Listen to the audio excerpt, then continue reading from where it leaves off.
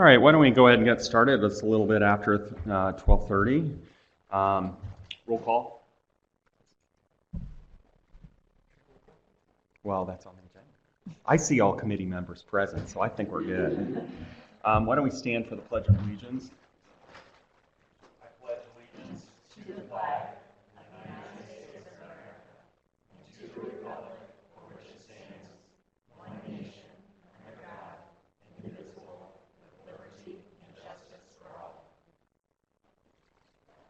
All right. I want to thank everyone for being here today for our committee meeting on virtual charter schools. Do we have a motion to approve the agenda? So moved. Second. All those in favor signify by saying aye. Aye. Aye. All those opposed, same sign. Agenda is passed. So we are very excited today to have a number of special guests with us today here in Indianapolis. And so without further ado, I'd like to just go ahead and invite the first guest up. And I believe that's Veronica Brooks with the National Association of Charter School Authorizers. Ms. Brooks. And thank you again for being here today. Looking forward to hearing from you. Thank you. I'm Veronica Brooks-Wee with the National Association of Charter School Authorizers. I'm the policy director there. We are based in Chicago, but I came today to you from Raleigh, North Carolina, where I work remotely. So just a little bit of background on NACSA before I jump right in. NACSA is an independent nonprofit. We like to think of ourselves as the voice for effective charter school policy and thoughtful charter authorizing practices. So there are a lot of organizations, including a good colleague of mine from the Alliance who will talk from the charter school perspective, but we focus really on the charter authorizer experience. And in terms of this particular topic as it relates to virtual charter schools, in June of 2016, NACSA co-released a report with two other organizations, 50CAN and the National Alliance for Public Charter Schools that I mentioned, that provided specific policy recommendations to help states think through how to hold full-time virtual charter schools accountable for student results. So many of my recommendations today will be based on that report, and if you'd like a copy of that, I'm happy to send a link and get that to you as well. So to be clear, I just want to make sure that it is said up front that NACSA actually believes that virtual charter schools have a real important role to play in the charter sector. So our organization supports full-time virtual schooling, and we've advocated in states across the country to make sure that this option is available to families who need it. So in terms of when we think about what's the good when we think about virtual charter schools? Well, first of all, there's clearly a demand. So not only here in Indiana, but across the country, parents are demanding different options, including virtual charter school as an option for their students. So as of 2014, there were 135 full-time virtual charter schools across our country, serving about 180,000 students. My understanding is that Indiana has 5 charter schools that have quite large enrollment numbers. I could not actually get my hands on an exact number in time for this presentation, but I think that number is quite high in the state. And virtual charter schools offer a lot of flexibility to families. That's why so many of our families choose virtual charter schools. So rural students trying to avoid long bus rides, student athletes who are looking for more flexible schedules, home and hospital-bound youth, and high school students who might be looking for opportunities that allow them more flexibility so they don't drop out. But unfortunately, across the country, there are some results that show that there are significant issues with virtual charter schools that also need to be addressed. So when we look across the country, again, these are national statistics, not statistics here in Indiana, but when we look across the country, Our virtual charter schools are serving significantly more white students and significantly fewer minority students than the typical charter school. They serve more students in poverty, but fewer English language learners. They have much weaker academic growth overall. We can talk a little bit about that more specifically, but when we look at subgroups of students, they have weaker academic growth in all of those subgroups. And then in terms of mobility rates for students, what we see is that actually after a student has enrolled in a virtual charter school, their mobility rate actually goes up as compared to before. So again, these are some issues that we really think need to be addressed in the virtual charter school sector before we can really make sure that virtual charter schools are serving our students well.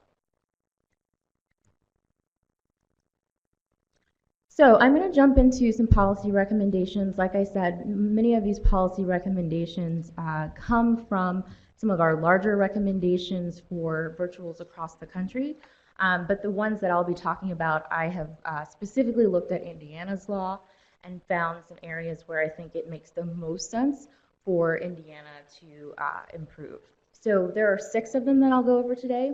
The first one is about improving authorizer accountability. So making sure that the entities that oversee charter schools have just as much accountability as the charter schools themselves. The second one I'll talk about is restricting virtuals to serving students who serve students from across the state to statewide jurisdiction. We'll talk about capping authorizing fees, as well as developing accountability provisions that include virtual specific goals. We'll also talk about tying enrollment growth to the fulfillment of performance goals. And the last but not least, the idea of considering transitioning virtual charter schools into other types of public schools so that those schools could perhaps have more flexibility than the traditional charter school would. Okay, so let's talk about authorizer accountability first of all. So the Indiana State Board of Education has the authority to issue consequences for authorizers that fail to close charters that don't meet minimum performance standards. So for example, under current law, an authorizer's ability to open new schools can only be suspended if the state board has closed or transferred authorization of at least 25% of the authorizer's schools. What we would like to see is Indiana revisiting that law and consider strengthening the oversight powers of the State Board of Education so that they would be allowed to do a couple of things. First of all, they could require annual reviews and reporting for all authorizers, not just new ones, as it states in the current law. And specifically, we would want to see that the review would include assessing an authorizer's capacity and ability to authorize full-time virtual charter schools. So we know that this work is hard. Authorizing is a very difficult job, just as running schools are very difficult jobs. And we need to make sure that our authorizers have the capacity to really oversee their schools. And we think in particular, overseeing virtual charter schools is unique. And so we want to make sure that authorizers really have the capacity to do that and do that well, and they understand the needs of their virtual charter schools and the students and the families who go to those virtual charter schools. So, as an example, Minnesota has actually created a performance evaluation system for authorizers. Authorizers are evaluated on their capacity and infrastructure. That counts for about 25% of the authorizer's eval score, as well as their processes and decision making, which represents about 75%.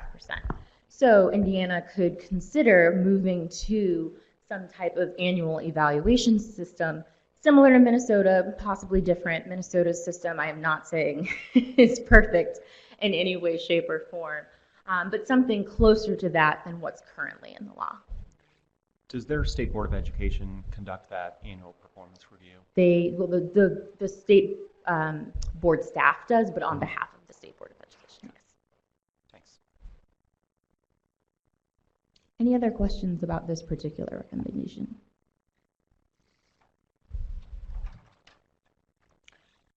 So I have one more question. When you say specifically part of the review should include assessing an authorized capacity, so that's assuming that the charter has already been granted, correct? So it's not part of like an initial approval process. So it could be both, but this is considering the former. Okay, got it. Thanks. Okay, so moving on.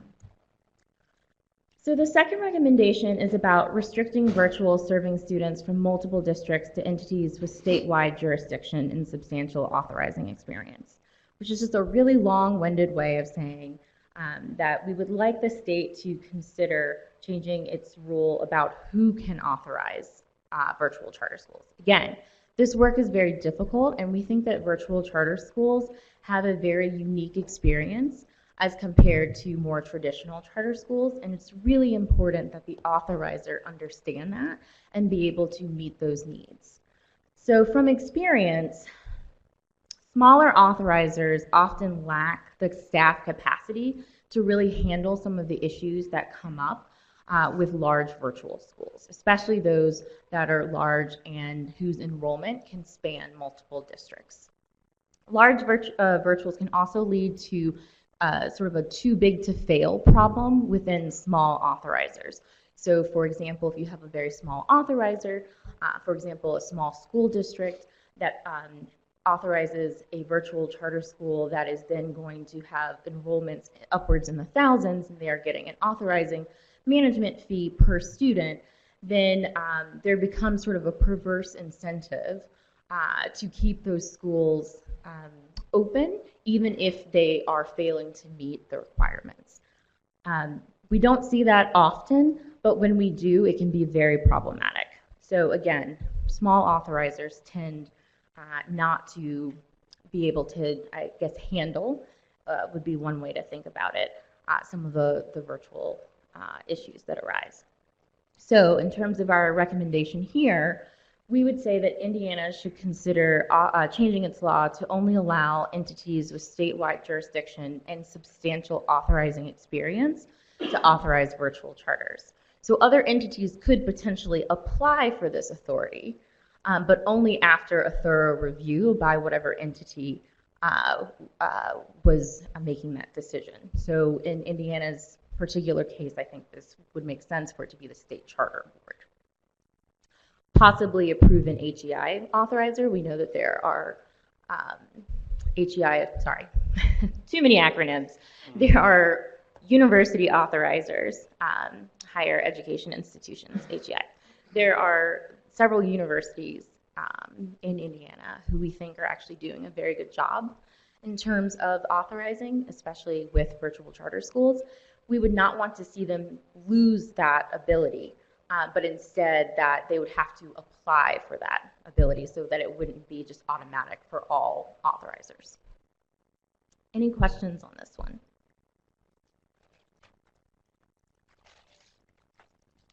And just in terms of an example, Oklahoma only allows its statewide virtual charter school board to authorize virtual charters in that state.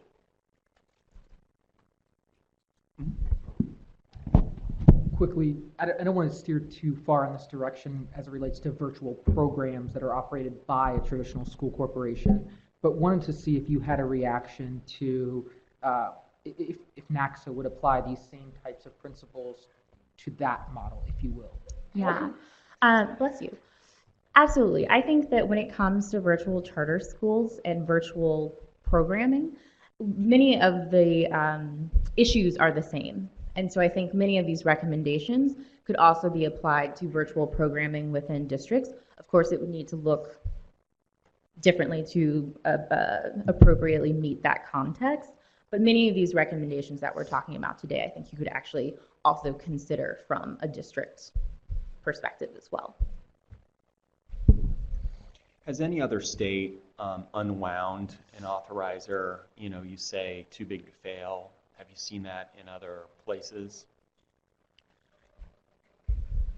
I cannot think of any off of the top of my head, although I do think, let me get back to you on that, because there is one state, but I don't want to say it and then it turned out to be incorrect, that has changed its law to only allow, so what they have is they have districts can authorize virtual charter schools, but only if they are enrolling students from within that district, and only statewide entities can authorize statewide enrolled virtual charters. I'll get back to you on which state it is. Okay. Okay, thanks. Any other questions? Okay, great, thank you. Okay, recommendation number 3. This one is about authorizing fees. So under the current law, the state board can reduce the 3% admin fee collected by authorizers. And so as was mentioned previously, unfortunately, sometimes large virtuals can lead to that too big to fail situation that I talked about for small authorizers. So the recommendation here is really about Indiana changing its law to allow some more flexibility so that only a 1 to 1.5% administrative fee would be collected by the authorizer for virtual charter schools. So that would reduce some of the incentive to allow virtual enrollment to balloon just for the sake of bringing in funding to the district or to the small authorizer.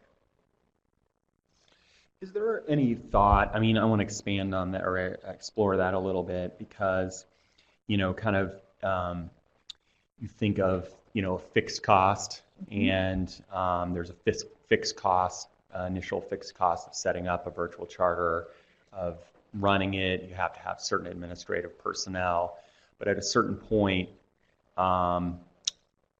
there's the cost is not equivalent to just adding one or two, one student. So have any other states considered the idea of, kind of a fee, but, and I'm not saying this super clearly, but looking at what the actual costs of administration are as opposed to just setting a fixed fee that that may not have a correlation to the actual costs of running the virtual charter school? Sure. So I think that's a slightly different question than what this recommendation is suggesting. So this recommendation is actually about the fee that authorizers charge to virtual charter schools or any charter school actually per pupil fund to run the authorizer's office so that they have the funding they need to build staff and capacity to oversee and monitor the charter schools within their portfolio. I think what you're referencing is, and correct me if I'm wrong, but you're talking a little bit more about how we fund virtual charter schools in terms of the per pupil funding. No. Oh, no. No, Okay. I'm talking specifically about the authorizing fee. Gotcha. And saying, you're saying 3%, maybe that comes down to 1 or 1.5%, but still, that's not necessarily directly tied to the actual cost of running the school. So, one organization might be more efficient than the other.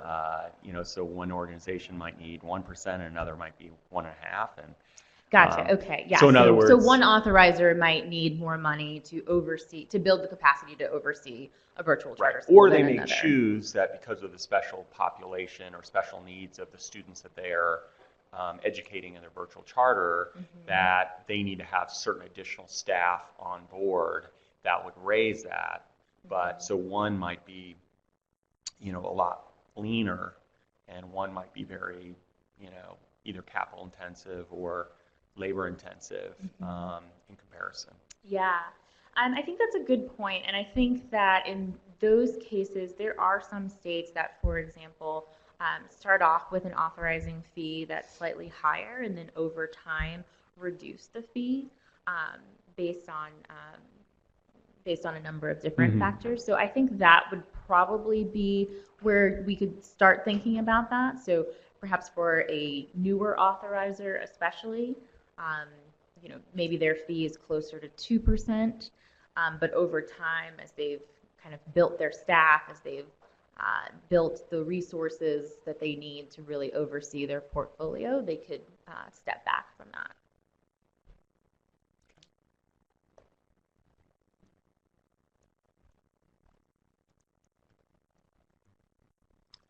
Okay, so recommendation number 4 is about developing accountability provisions that include virtual specific goals. So this is actually something that I think it's possible that the State Board of Education could potentially do without a change to the law. Certainly you would want to discuss this in detail with council, but looking at the state law, it does seem that the state board might be able to implement some of these additional virtual specific standards beyond what's currently required. So, unfortunately, there are a few states that require full-time virtual charter schools to provide really detailed data above what's required for a traditional charter school when thinking about things like student enrollment, and attendance, engagement, achievement, truancy, etc. And what we found, both when talking to authorizers and when talking to virtual charter schools, is both parties saying virtual charter schools are different. Our students are different, the way our schools operate is different, and so we shouldn't necessarily be held to the same standard. And while we think that it's important that the standards be equivalent in terms of rigor, we do think that there should be some flexibility in terms of how those accountability provisions are measured. And so I want to just talk a little bit about some of the provisions that you could potentially consider. So in terms of enrollment and attendance, there are quite a few states where there actually isn't a good definition of how students are accounted for in terms of attendance at virtual charter schools.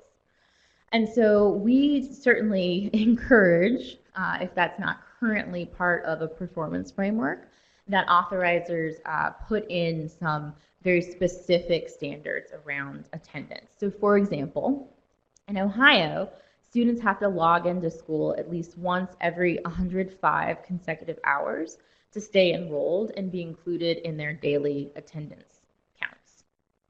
Another example is from Pennsylvania, where students are considered absent every day they fail to log into the system for any period of time. We don't really have, NACSA does not have, a sort of hard and fast rule about what this should look like, but we do think that it should be very clear and that all virtual charter schools should be required to meet a very specific attendance and enrollment standard. We also hear from folks that student participation and engagement is difficult. So you'll have some students who are enrolled in a virtual charter and technically they logged in, but they haven't actually been very engaged or been participating. And so when it comes time for testing, it's no surprise that those students tend to do very poorly. And so what we've heard from some virtual charter schools is that it's unfair to sort of count those students towards their accountability when those students clearly weren't engaged. So there are different ways to potentially account for that. Two examples here. One is allowing virtual schools to track attendance based on student participation and completion of required tasks. So you could have a performance framework, for example, that included an indicator that the virtual charter school could basically check off in terms of how engaged that student was, how many assignments and whatnot did those students actually complete to actually make sure that they are engaged and therefore remain enrolled in the charter school. Colorado does something very similar to that. Another way to think about it, in South Carolina, parents have to actually sign off. So parents are required to verify the number of hours that their students were online and participating. So then let's take a look at academic proficiency and growth. So we want to make sure that when we are comparing schools, that we're comparing apples to apples. And this is true not only of virtual charter schools, but all schools, all public schools, in my personal opinion. And so the recommendation here is that there be some sort of indicator that's really looking at both proficiency and growth and measuring that against other schools with similar populations.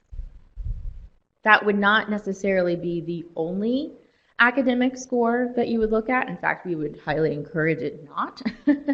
But it could be part of the calculation. Again, if you had a very robust performance framework, you could imagine where a certain percentage of the points on that framework would include some sort of indices like this. Illinois actually has an indicator that's very similar to this as well.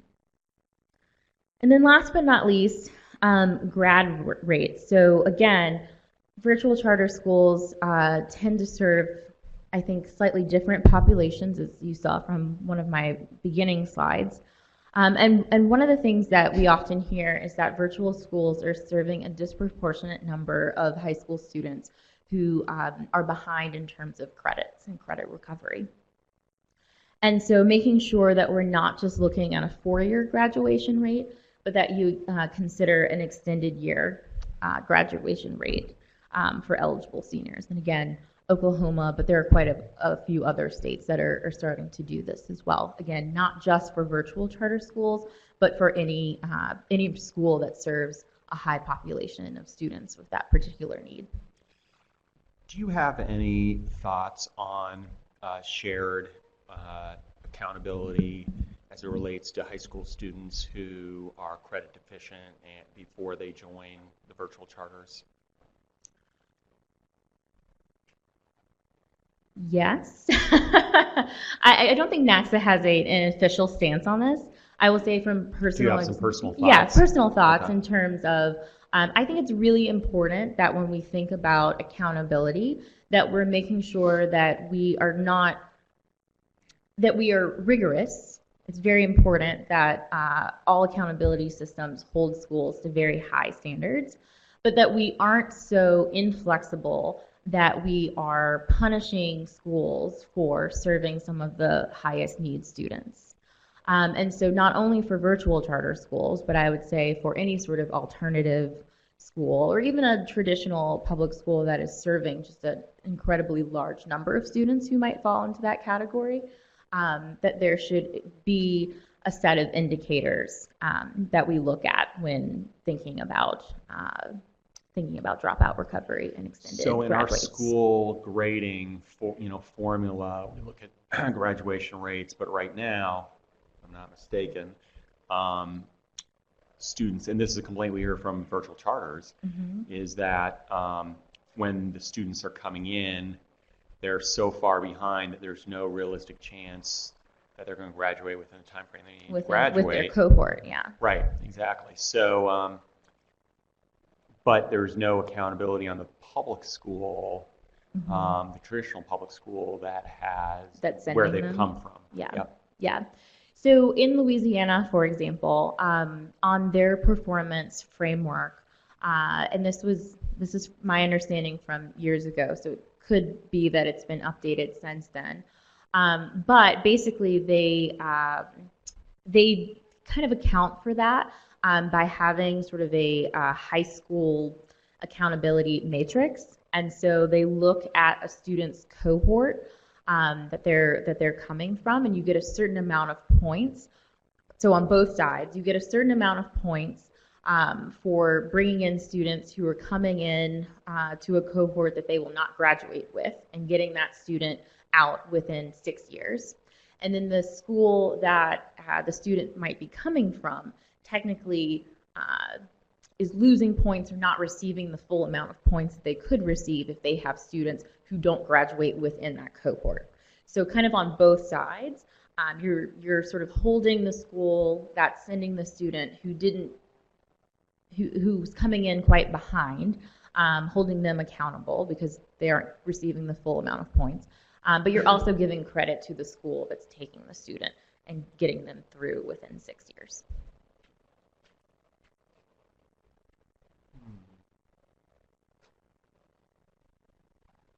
And that's not just for charter schools. That's actually part of their larger accountability framework for all public schools. I do actually. On the examples, I'm just curious as to the 105 consecutive hours. Is there a reason for 105 that you're aware of? It's such a strange number. It just doesn't make sense to me. Yeah, and actually I think we have someone from Ohio who's going to speak who could Okay. probably talk a little bit more about why that specific Great. number. Great. But I think my understanding is also that they are considering or have already considered dropping that number down because I think they sort of think 105 is it's quite a, yeah. I was curious about it.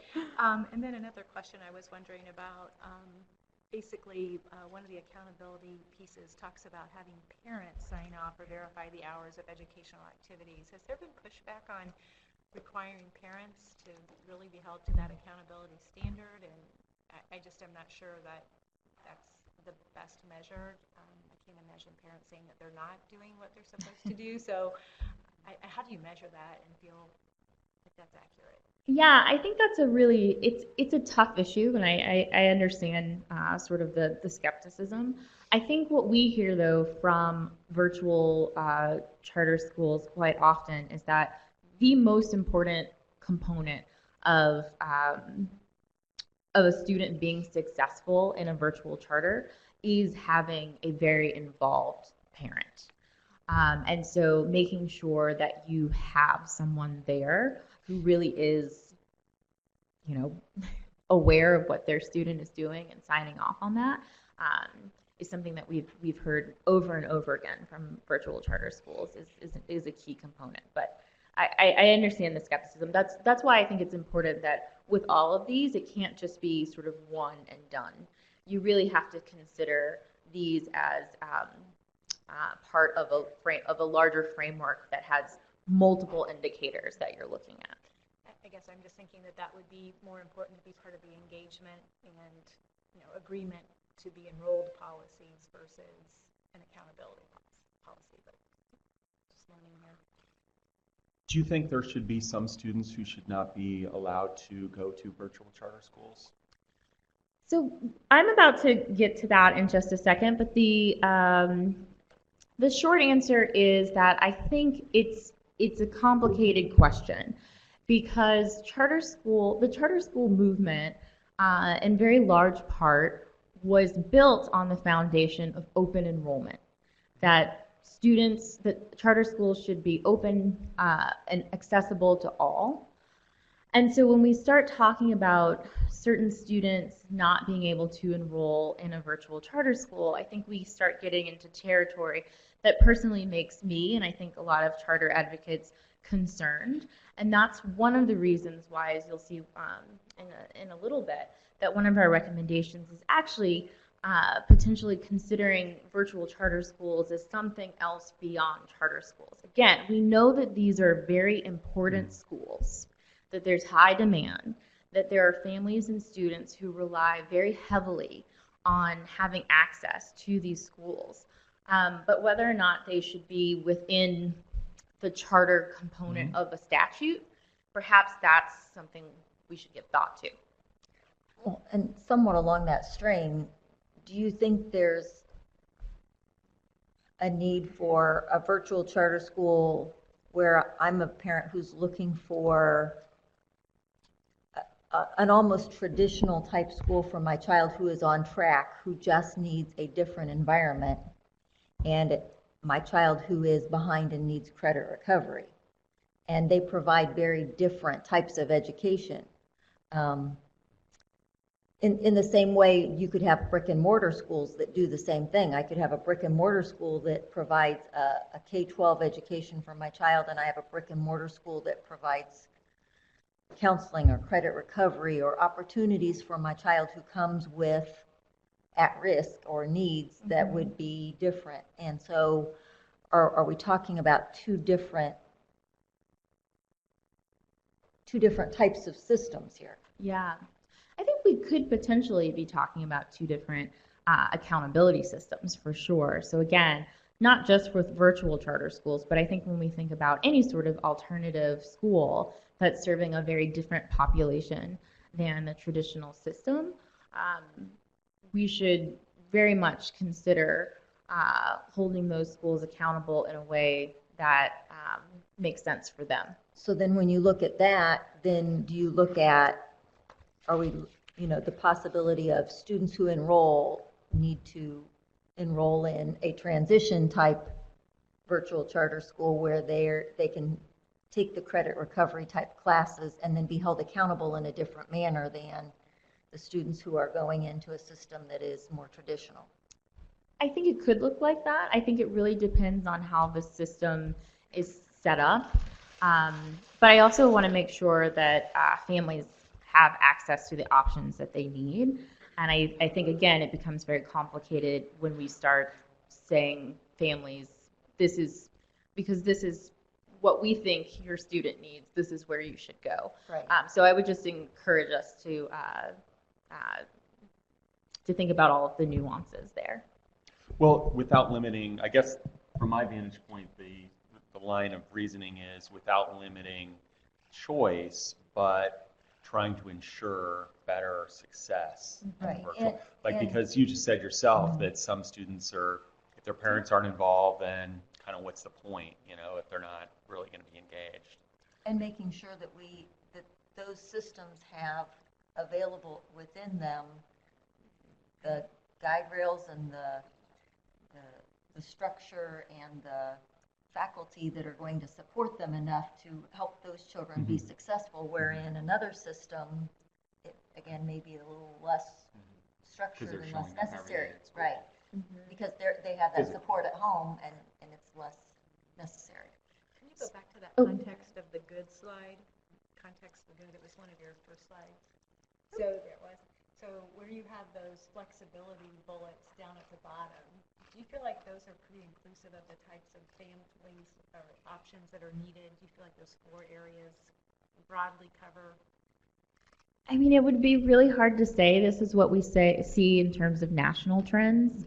But there are also a lot of students. One example that's not up there is students who've had really bad bullying experiences in the traditional system.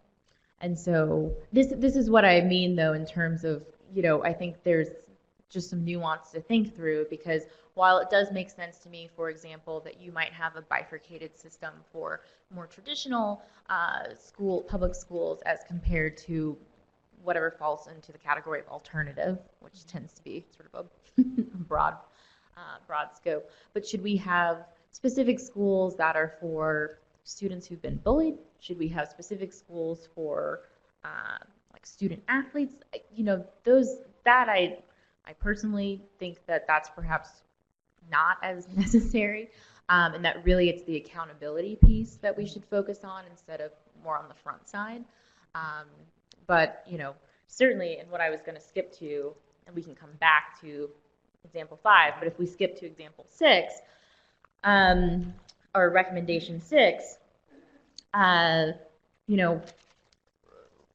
one of the things that I think is quite clear is that virtual charter schools are serving different students than non-virtual charters and more traditional schools in a lot of cases. Not in all, but in a lot of cases.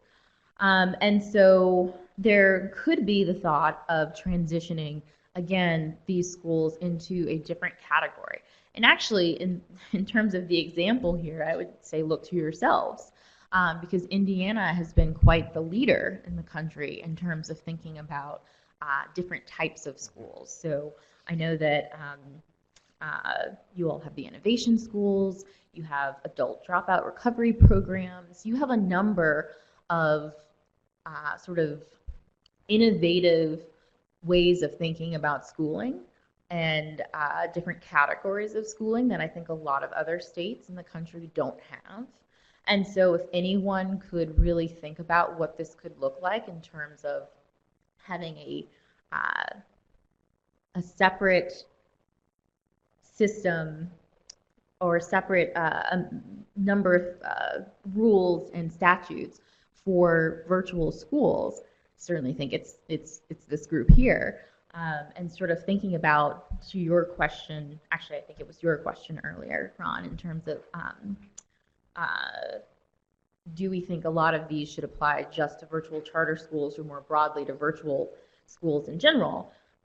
And my answer, of course, was we think that a lot of these could apply more broadly. And so you could think about more broadly, what does Indiana want its virtual programs to look like?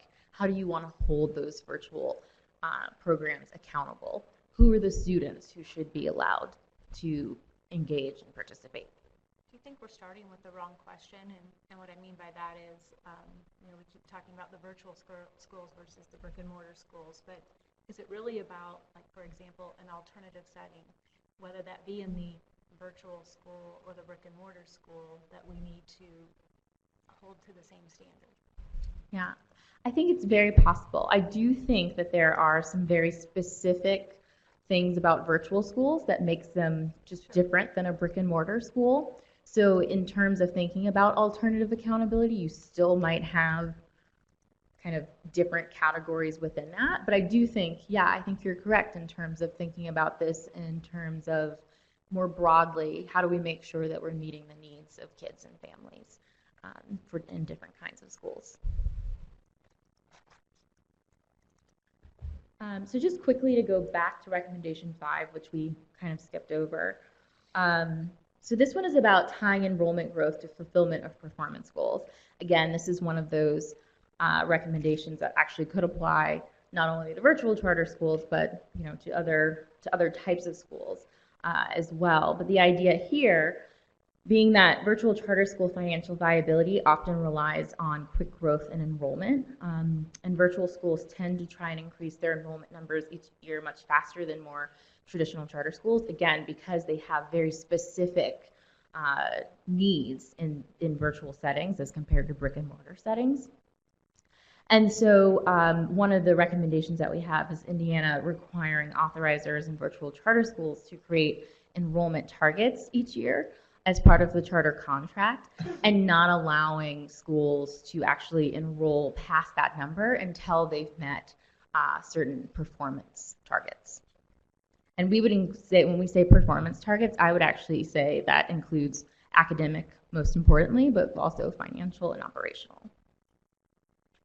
So an example here is Colorado requires virtual charter schools to apply for the ability to expand. And they look at the charter's data from year to year before making those decisions. So when you say financial, do you mean just how they operate their schools? Is it, efficient? Yeah, and looking at their audits, looking at whatever state LAF guide. I know that not every state has, it's called the same thing, but basically making sure that they're meeting financial expectations of both public schools and nonprofit entities. Should parental and or student feedback factor into that? And if so, how would that be measured?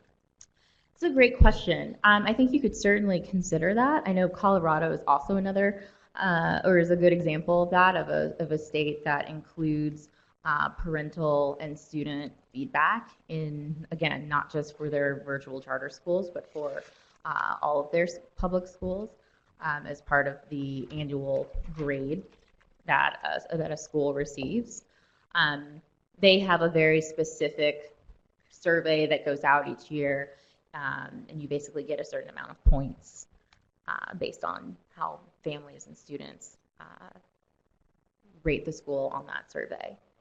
And so that's part of the larger framework, though, again, of they get points for that, but they also get points from a lot of other indicators. And so again, some of these other indicators that we talked about today, you would want to make sure that those are included. Any other kind of factors that you would want to measure kind of performance on a year-to-year basis? Specific to virtual charter schools? Specific to virtuals, yeah. I think we covered quite a few of them on this particular list. I think these are some of the most important. But we also actually, NACSA recently put out a primer on virtual charter school accountability and included quite a few other examples of indicators. So I'm happy to share that with you as well.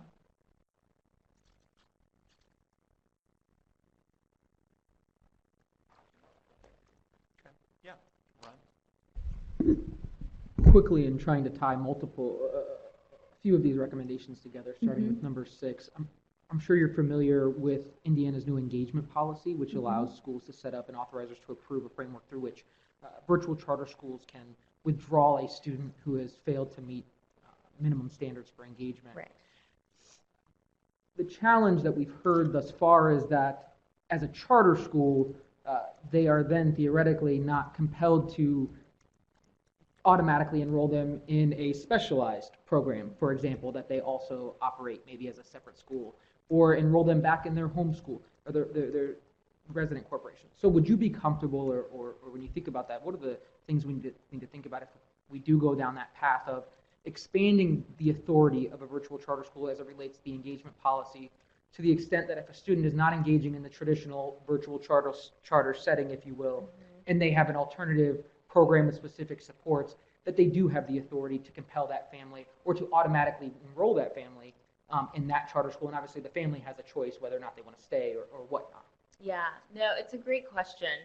I think this actually kind of goes beyond the virtual charter school conversation and goes to a larger conversation about making sure that families who do decide that they want another option have access and have priority in other lotteries.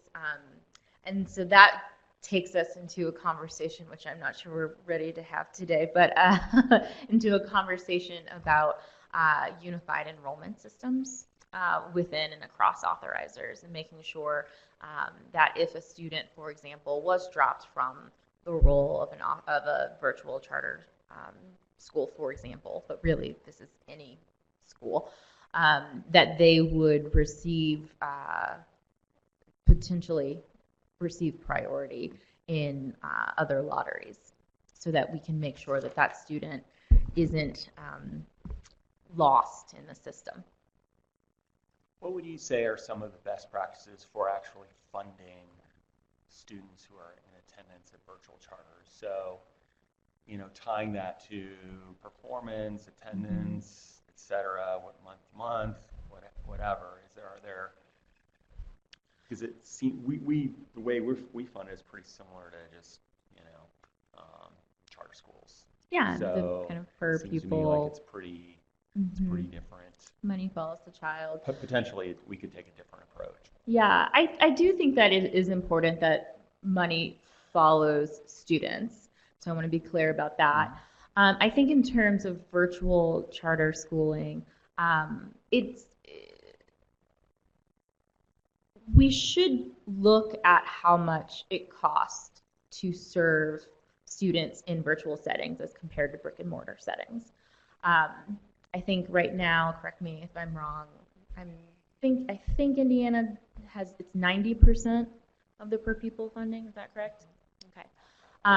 There are other places where they are considering doing studies on the average cost of virtual schooling, so that they can make sure that the per pupil amount that's going to the school is actually an amount that makes sense.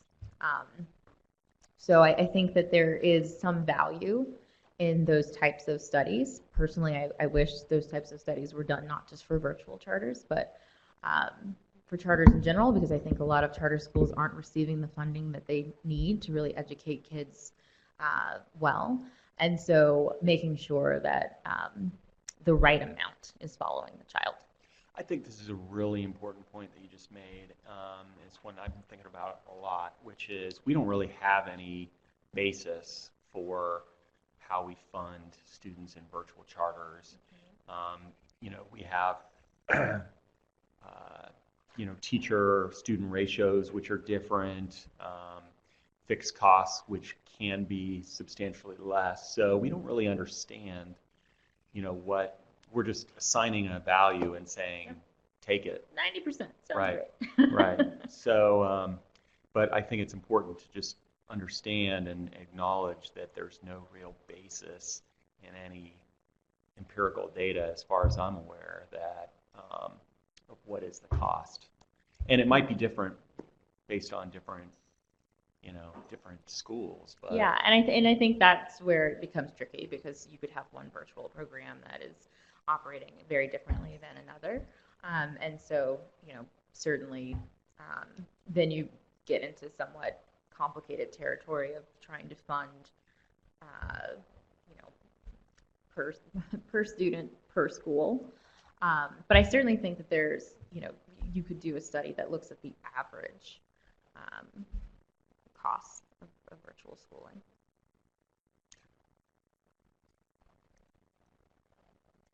I think your next slide is the keep in touch, right? So Yes, just if you have any questions or any other thoughts, I'm happy to be a thought partner with you all.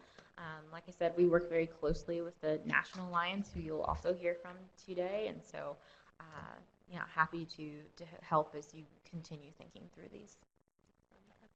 do we have any other questions? I think I've asked my questions. We will definitely, I'm sure, have follow up with you, but really appreciate your taking the time and coming in Absolutely. today. Great, thank you. Thank you. Okay. Next up, as alluded to, we have the National Coalition for Public School Options. Tilly Elfram? Yes, Great. Thank you for being here. thank you for having me. Let's see here. All right. Well, thank you. Good afternoon. Again, my name is Tilly Elvrum, and I serve as president of the National Board for the National Coalition for Public School Options. I want to say thank you again for inviting me to participate today. You may not realize how important this invitation is to me personally as a longtime advocate, but as the president of this organization. Our mission at PSO has always been to promote and protect parent choice in education. And to do that, parents, you have to have a seat at the table for discussions such as these that we're having today. And I can tell you, a lot of the time, our biggest challenge is having our voices heard on matters that affect the most precious thing to us, and that's our children. So by providing me this opportunity today to present the parent perspective on virtual education, you are sending a message to thousands of Indiana families and hundreds of thousands of parents nationwide that parent voices are important to you, and you are willing to work alongside us as stakeholders to find solutions to the challenges we face as families that use online education. I say this is important because in my experience of advocacy, the parent perspective is not always appreciated by education policymakers, and even among my friends in the education reform community, some prefer to talk about parents, but not with parents, and to do policy to families and not with families. And there are many who talk about online families and parents and students, and they actively promote policy regarding our schools, and they never talk to us about those policies that they are providing. And my opinion is that you should be talking to the people closest to the situation in the trenches every day. And so with that perspective in mind, again, thank you for the opportunity. I do have some prepared remarks, but I'm really hoping that we can have a conversation as policymakers and just an experienced parent and parent advocate. And so if you have questions, please don't hesitate to ask. So a little background about the coalition. PSO, we are among the largest parent-led school choice organization in the country. We have chapters in more than 30 states, including a chapter here in Indiana. This past summer, we celebrated our 11th anniversary of our parent advocacy boot camp that we hold in DC. And I'd just like to recognize an Indiana parent who is with us today, Latricia Weber. And she has been with us for many years, and she has 2 children who are enrolled in 2 different virtual school programs here in Indiana. And I'm so grateful for our advocates here on the ground in Indiana. This issue is important to me because I'm very passionate about school choice because I saw the benefits in my own family. And in particular, I'm passionate about online education because I lived it. My son attended virtual schools in 3 different states over the course of 10 years, in Ohio, Pennsylvania, and back in our home state of Colorado.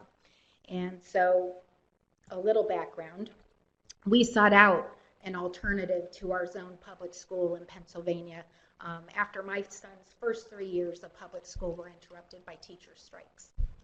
And because of those strikes, I'm not talking about what we recently saw across the country a week or two. At one point, they were out of the classroom for 6 weeks. Teachers didn't return until they were court ordered by a judge. And you can imagine strategically timed strikes over the course of 3 years. Eventually, that's going to affect the quality of education. And this was particularly troublesome for our family because I'm the parent of a child with a learning difference. And we knew pretty early that consistency in a student-centered environment was going to be important for him. And so we started looking out options. And we explored all our options at the time. There were no charter schools in our area. They were predominantly in Philly and Pittsburgh. There was one private school. We were prior military. We were literally just out of the Air Force.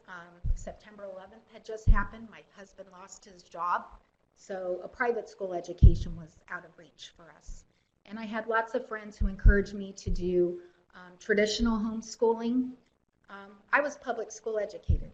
I think I got a great education, and I really believe in it. And I wanted my son to have the same experience. And I also wanted the accountability. I'm not a teacher by trade, so I had all these questions about traditional homeschooling. Well, at the time, we were at the local library, and I saw a little notice about an info session for something called cyber schools. So we went, and it was in one of those meetings, info sessions that I attended, that the light bulb went on.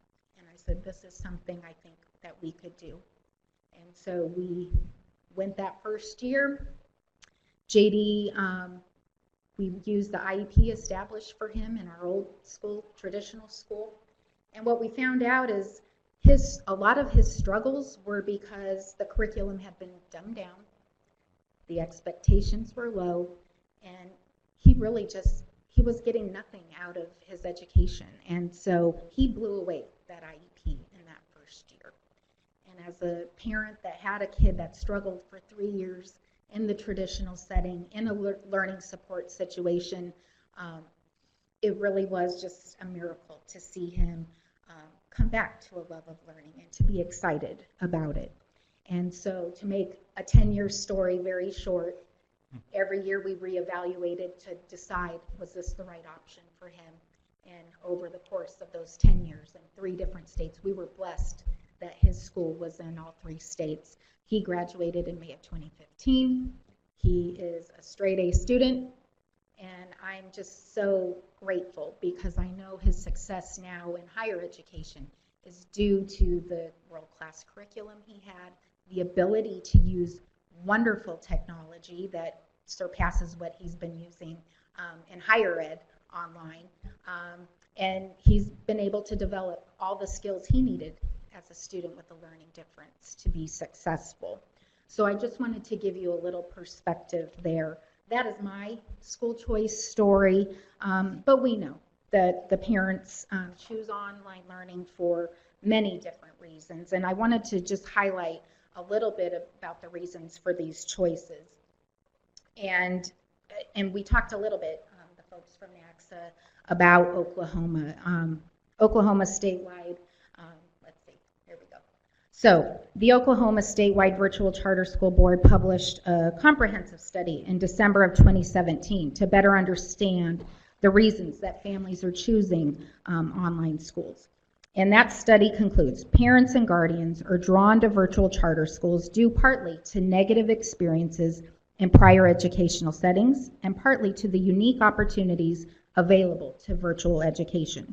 And among the top reasons given were 41% listed bullying or threats from their classmates, 34% listed overcrowding or limited resources in their previous schools, 31% listed an opportunity for increased parental involvement, and 31% listed opportunity for acceleration for remediation. When asked to rank these reasons by level of importance, respondents rated students' learning needs, medical needs, and the health and safety of their students as the most significant factors. So can I just Yes. interject real quick? So this is a study that was done in Oklahoma, In correct, for the Oklahoma, Oklahoma yes, students? surveying Oklahoma virtual families, yes. And was it kind of just a survey that got sent out and came back? I'm just trying to understand how Yeah, I this- think it was targeted just to Okay. families that are utilizing online education. I think there's been some really interesting good things happening in Oklahoma with their virtual school authorizer. They have really taken the time to start getting to know and talk to these families that they're authorizing. And just so I have a ballpark, Sure. do you know how many students the survey? You or know, how I many don't know students they how have? many they surveyed. Okay. We can get you that information. Is it in the hundreds or thousands? or- It's definitely in the thousands. Yeah. Okay. Yeah. Just wanted a little perspective. Yes, that's sure, all. and we will most certainly get you the exact numbers on that. But I think what's great about the Oklahoma is, yeah, somebody's taking the time to ask parents, why did you go this route? And it actually informs just the anecdotal that I hear all across the country. This is not just Oklahoma. I hear this in Florida, Pennsylvania, Ohio, New Mexico, California. Let's see here. Fortunately, as I mentioned, Oklahoma, they're one of the good examples of what can be good about having a single authorizer, I think. But I'd also like to highlight a few other states who are getting it right. As previously mentioned, my home state of Colorado, the Department of Education has built a model that successfully promotes multiple authorizers. But they've encouraged schools to be innovative and to think outside of the box. And in response, they're competing for students and responding to what families want in an online education experience. For context, in my home state, Colorado has 29 multi-district online schools. 7 of those are charter schools. We also have 11 single district online schools, and then we have 27 single district online programs.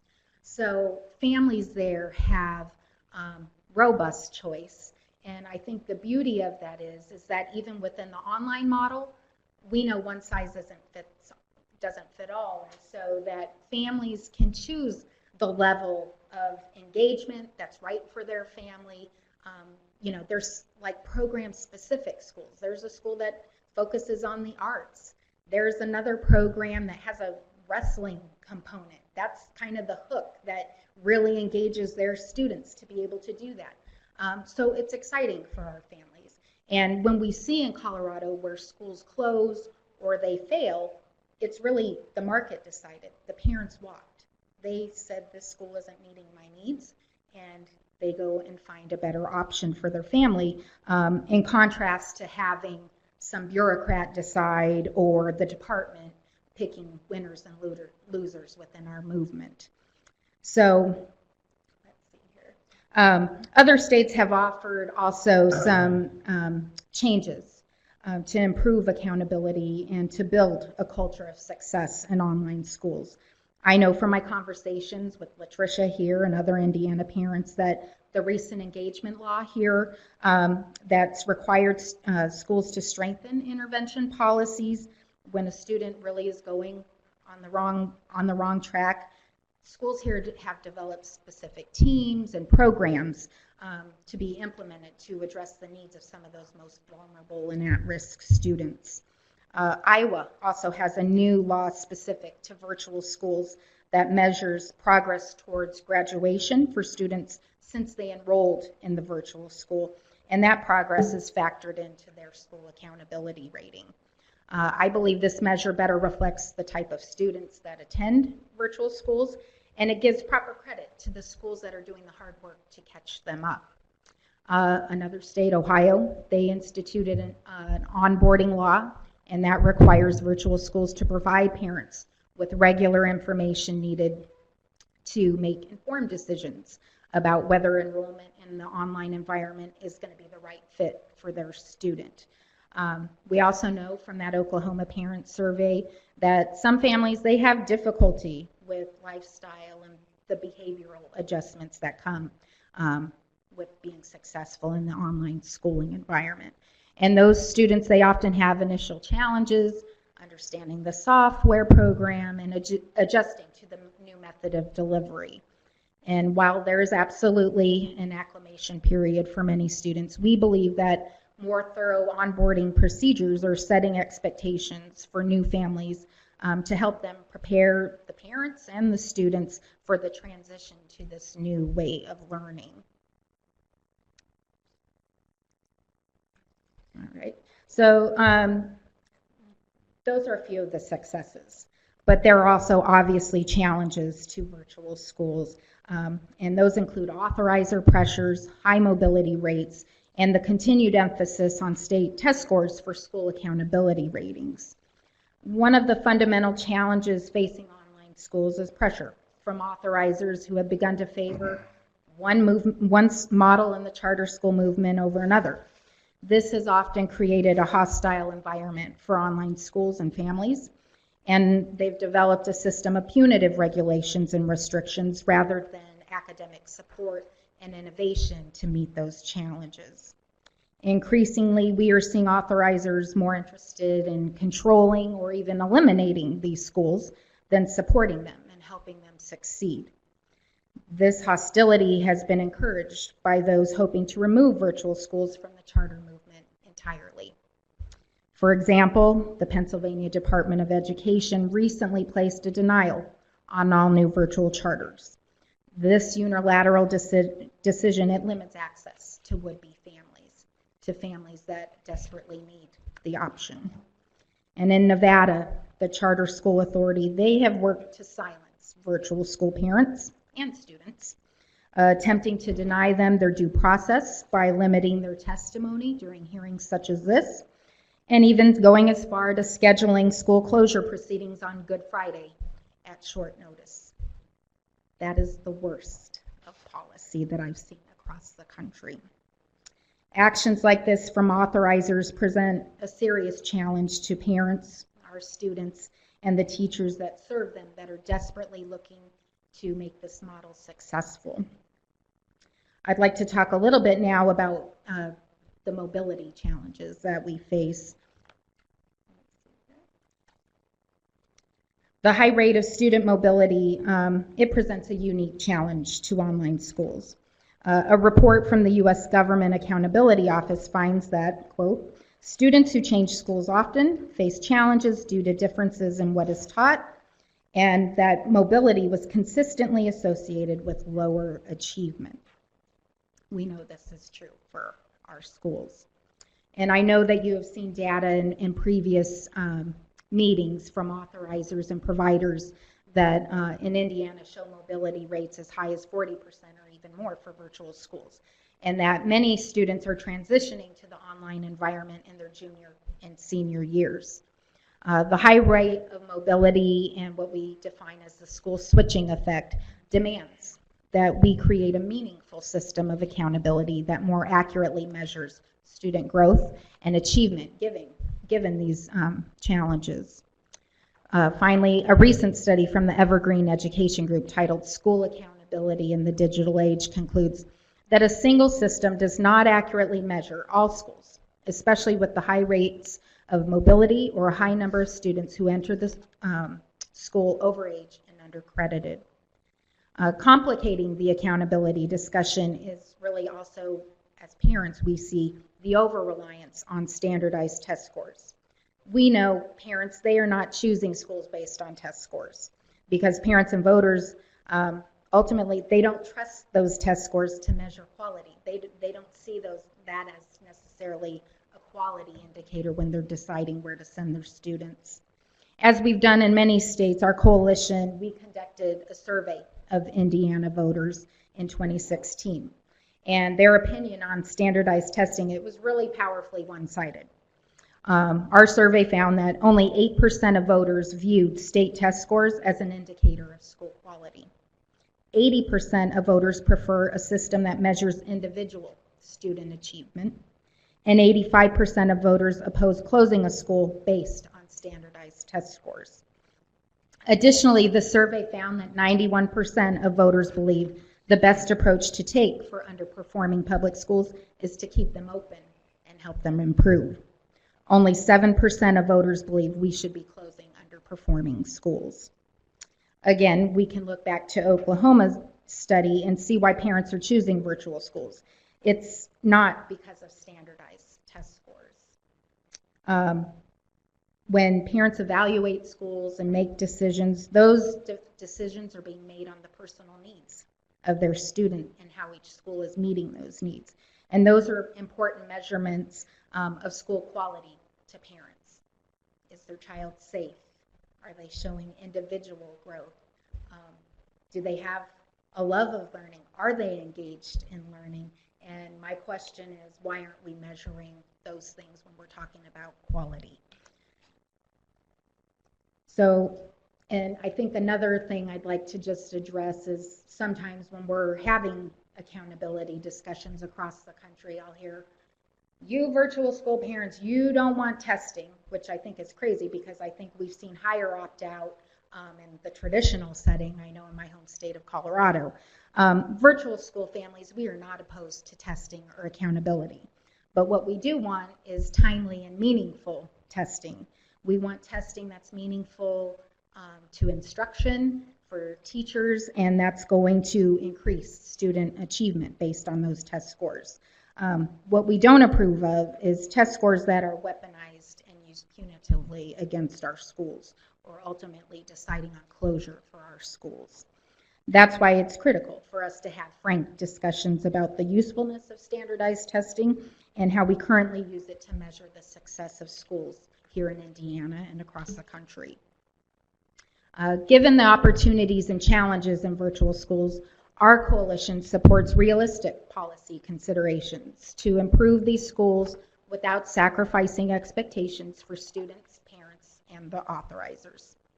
First, we strongly believe in engagement policies that empower schools to intervene when students appear unable or unwilling to engage in online instruction and programs.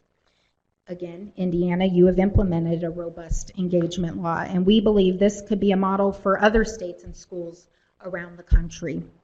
As a parent, I appreciate that your state is seeking ways to improve online schools and the experience for our students. I believe that this type of engagement policy reflects our specific needs and supports the parents and students who choose these schools.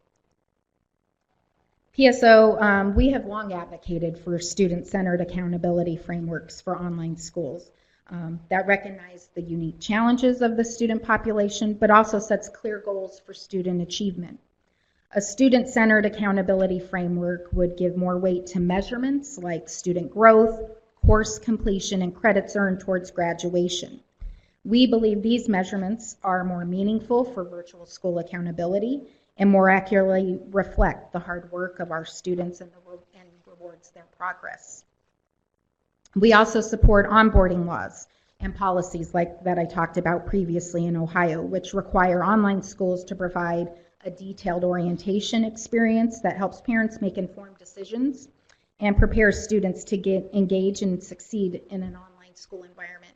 Just anecdotally, the 10 years that I was an online parent, every single year I went through orientation. And the schools, if you're doing it right, you're catering it for your newbie families, and you'll have a separate track for your more seasoned parents. And additionally, my son went through his own orientation every single year, and that set him up for realistic expectations and let him know of any changes that might have happened with the curriculum, the learning management system. I think those are really important to set families up for success. And finally, we think policymakers should recognize the importance of retention in online schools. The data indicates a strong correlation between student success and the length of their enrollment. We support policies that would provide a weighted mobility grade for students who have been enrolled at least 2 years, and or an accountability grace period where first-year students do not count towards the A through F rating. We know, yes, there are families like that, mine, that did it for many, many years. We're now graduating students who attended online schools, their kindergarten through 12th grade careers, and that's amazing. But we also realize that online can often be just a temporary stop for students in their academic journey, whether they're facing illness. And I always think about a family precious to me in Tennessee. Their student had leukemia, and his online school was the only consistent thing he had in his life when he was going through treatment. He exited the school and now attends a brick and mortar school. To me, that's a win for virtual schools. We did our job, we did it well, and he's off doing great things now. Or I think about the LGBTQ students that I meet across the country, that they're facing bullying, homelessness, unstable family, and they need sometimes a break from the traditional setting, and this allows them to get the education they need for however short that is. To me, that's a win for our schools and for our students, because we're serving them right where they're at, right where they need us. So these are just a few of the policies from across the country that you may consider in your discussions. And while new policies to improve our schools are welcomed, as a parent, I can tell you there's really only one thing that matters to us. Do these schools work for our students? And for thousands of families in Indiana, that answer to that question is yes. And we know that there are challenges, and we have work to do, but I believe the future is bright for online learning here in Indiana and across the country, and I know we have not seen its full potential reached. But I'm excited to see continuing discussions like this.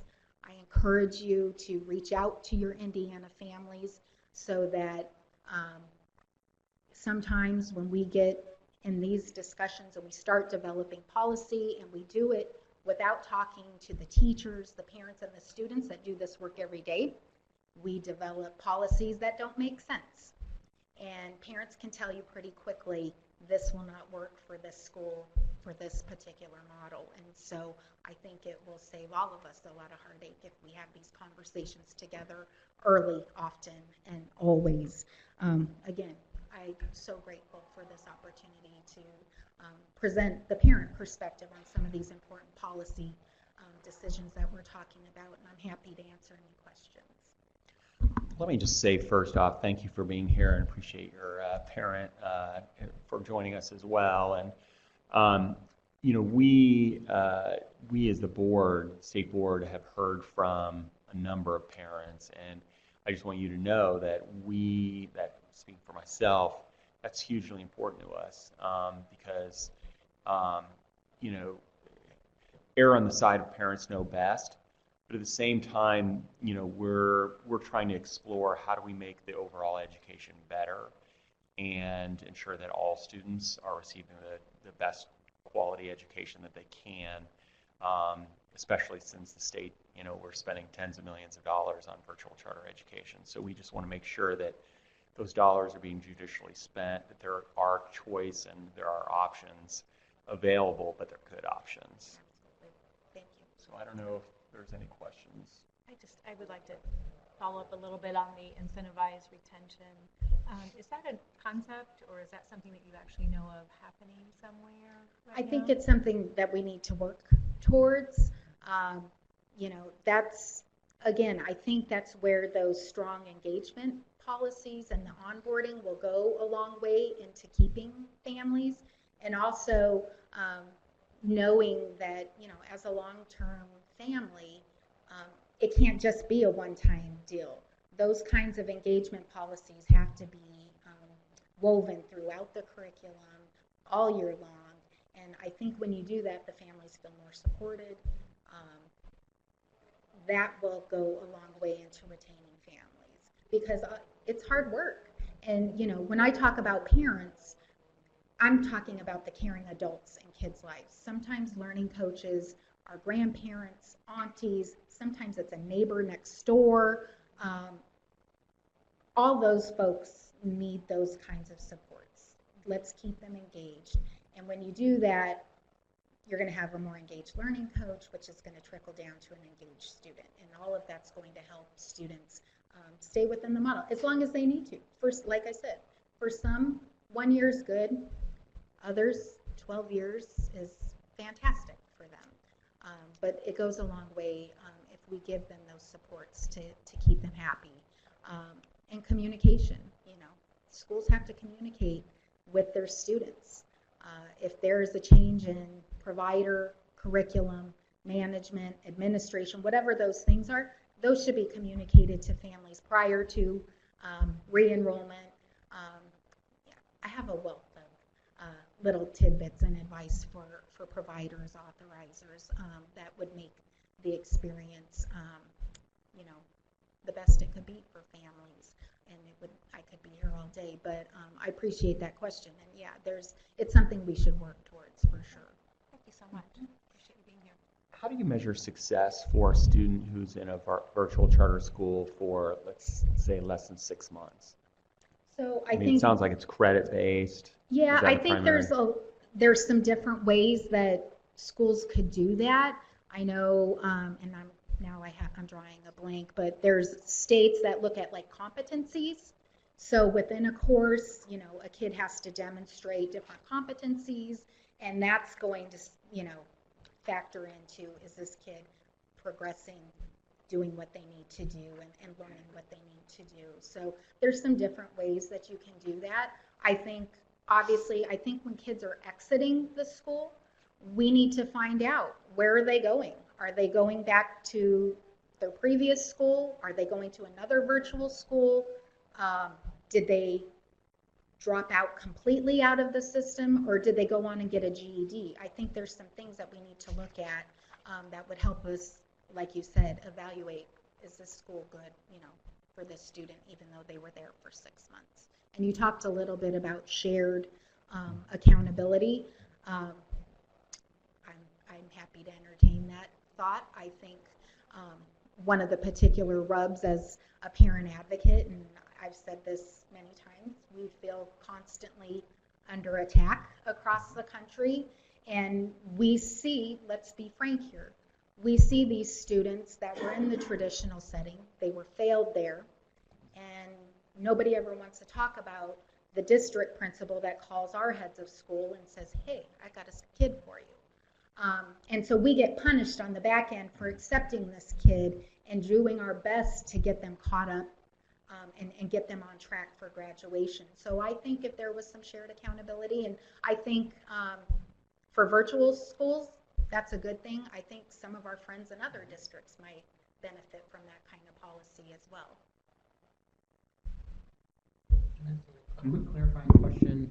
Your data around mobility, just to be certain that we're all clear, that data was across any school type, correct? That mobility impacts student achievement for multiple years after the transition? Yes, and there's been studies done that looked at private schools as well. We have that school switching effect, and we see that students, when they switch to any kind of new school, whether it's a private voucher school, online school, whenever they make the switch, you will see a decline in test scores. But then the longer they're with the school, those test scores start to go up.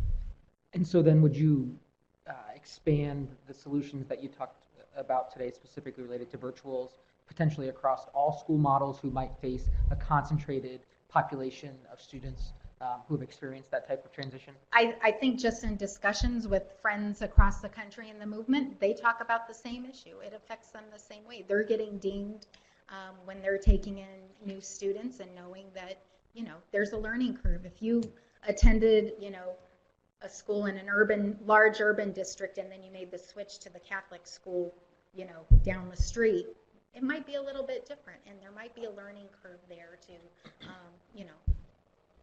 get your bearings with a new curriculum, different discipline styles, all of those different expectations.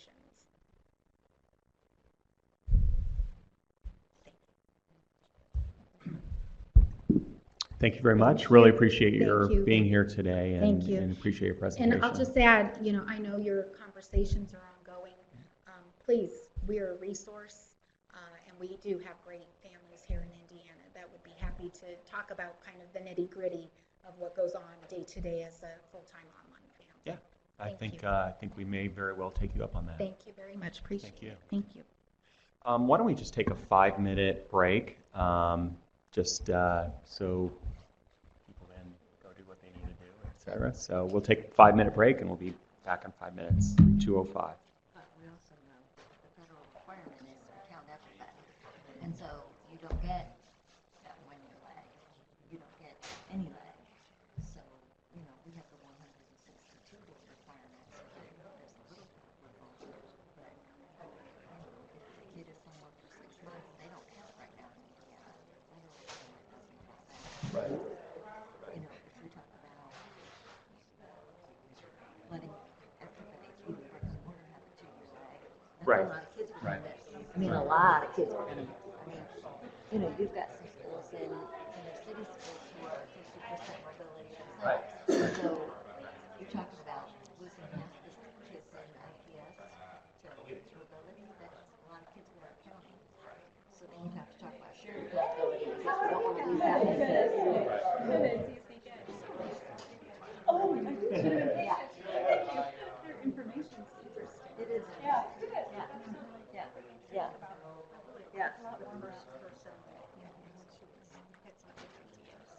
Yeah. Anyway, I'm specifically informed. Sure, absolutely. We could go stand outside. It's really more.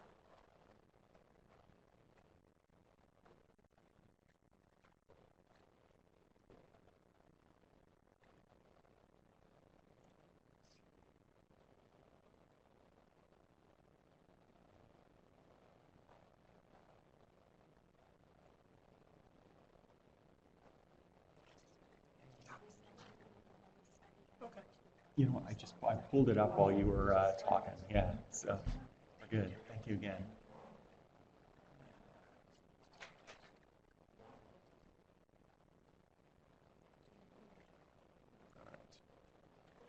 All right. Why don't we move along to our next presenter from the Thomas B. Fordham Institute, Chad Aldis. Chad, thank you for being here. Hi, thank you for having me. Appreciate it. There we go. See if I can figure out this clicker. Yep. All right. Hi, I'm Chad Aldis. I'm with the Thomas B. Fordham Institute. I tried to keep my comments today in the interest of time and trying to be as informational as possible, along with the guidelines that staff gave. So I'm going to go first through just a brief introduction of me, Thomas B. Fordham Institute, so you'll know who's speaking to you, along with our experience in Ohio, which I think is one of the reasons with Ohio's experience with online chartering. By the way, I'll use online and virtual synonymously throughout, so I'm talking about the same thing. Sorry, between different states with different terms, it's tough. So I'll give the brief intro. I'll talk about some of the challenges I see that virtual charter schools themselves face, some of the lessons we've learned from around the country, some opportunities for all states to improve, and then some concrete recommendations that, at least from my knowledge of your situation, I would suggest might be worth considering here in Indiana. All right, so without further ado. Awesome. As I said, my name is Chad Aldis. I'm with the Thomas B. Fordham Institute. I lead our policy work in our Columbus, Ohio office. I've been there for almost 5 years. Before that, I worked with the Walton Family Foundation, spent some time at School Choice Ohio as an advocate for school vouchers and private school choice. And before coming to Ohio almost 10 years ago, I was in Florida at the Florida Department of Education, where I ran at the time the nation's largest voucher program. So, Thomas B. Fordham Institute, we are a 501c3 nonprofit founded in Dayton, current offices in Dayton, Columbus, and Washington, D.C. Basically started as a think tank, lots of research, lots of commentary. Since that time, we've kind of grown. We figured, you can't just write about policy, you actually should try to implement it and advocate for it. So our Columbus office does policy advocacy focused at the state level, and our Dayton office is also a charter school authorizer. Wait, can you say that one more time? Your Yeah, Dayton office? our Dayton office is a charter school authorizer. Huh, okay. In Ohio, nonprofits are able to authorize charter schools. There are about 8 nonprofits in the state of Ohio who do fulfill that role. We support charter schools, but we're also critical at times. And what drives our work in charter schools is quality choices and improved student achievement. So yeah, we are fans of testing. We do believe in accountability and student learning, but we also are critics when the system isn't working quite as it should, and we can get into more of that later. Ohio's experience. Ohio has more than 35,000 students in virtual charter schools, 13 statewide online schools, including, and in addition to some district-specific ones. As early as 2001, only a year or two into Ohio's efforts, the state auditor in the state of Ohio said, "I think we have a problem. The way we're funding charter schools based upon participation or based on enrolling in school seems like it could create some problems." There were attempts made at reform over the years. Ohio's tried a number of things: a virtual school moratorium, requirement to develop virtual school standards, which had to be passed 2 or 3 different times before they finally went into place.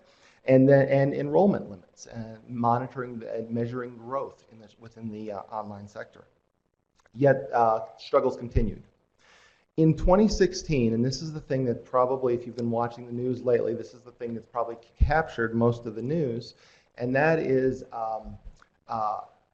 the Ohio Department of Education instead of funding online schools based upon enrollment counts, like we fund most schools, actually started looking at participation within the school. So they actually looked at the number of minutes that students were engaged using tracking, either computer tracking or supplemental documentation that the schools kept and provided.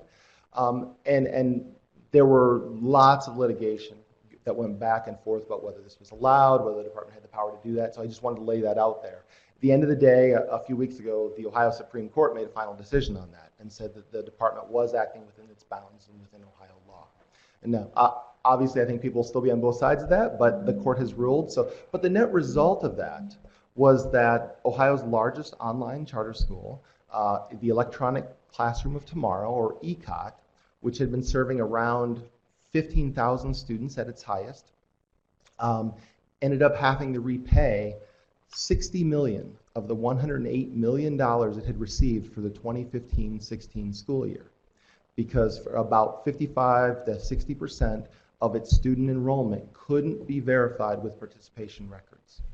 Now, participation records, we can talk more about that later, about whether it's a good policy thing, but I wanted to show you sort of what's going on in Ohio within the context and the framework of the state. I don't think it's a perfect method, but I don't think just simply reporting enrollment is a perfect method either. So trying to navigate those waters, I think, is tricky. But in Ohio, you saw that there was, at least based on that, there were some significant problems. A number of, ECOT has generated the most publicity, but 2 or 3 other much smaller charter schools also had a difficult time. Some of them actually couldn't justify any of their attendance because they weren't keeping sufficient records. Now, I'm not suggesting the students weren't there. I'm not suggesting there was fraud going on. I'm just saying, given the framework, what they had to do to prove they had students in attendance, they weren't able to do that. Can I ask you a question Sure. about that? How do you run a virtual charter school and not be able to track participation? Yeah. That seems like the most basic of metrics. And part of it was, at least what the virtual charter schools said, is that they were doing what had been required for the last decade or more for tracking enrollment. And they said, listen, you put these new requirements on us in the middle of a school year. The meetings that kind of resulted in this came in February of 2016. So they made their arguments to the court that, look, this was after a school year had already begun. Of course, we can't provide documentation for something that was already there. So part of it is their computer system with the keystrokes. Those obviously should be tracked. But it's also, we also need to acknowledge a lot of good learning, even in an online charter school, is going to happen when you've got a book open in front of you, which there aren't keystrokes, where you're writing a paper and doing things that might not necessarily be online, so to speak. So that was the challenge. And People write papers? Okay, sorry. Not as much as we used to, right? All right, so that has been Ohio's experience in the last couple years. We've had 2 years of litigation following that, and then this last June, the Ohio legislature passed some new regulations, including some things that you sort of touched on earlier today. One of the things is they're putting together a study committee made up of legislators to study how best to fund online charter schools, whether it should be enrollment, some measure of participation, or something based on competency or completion, or whether success in some way. Now, we actually, while we want to see changes and we want to see a system that works, we were also very hesitant of the legislature just saying, and this is how you shall do it, without having a really robust fact-finding involving members from the field, because funding in any sector is really tricky, and this being sort of an atypical type model, it's trickier still. So we're glad they're taking the time to get testimony and put this in place, but I did think that was something worth mentioning. Was also the 105-hour rule was mentioned earlier. That was lowered in June to 72 hours. And no, there is nothing nothing magical about that. It'd be nice to have more magical policies that really worked the way we wanted them to, but this is not one of them. I think it was tied initially to, look, if a student doesn't sign in for three and a half weeks, there's a problem. They need to be disenrolled, sort of as it bumped into truancy and other things like that.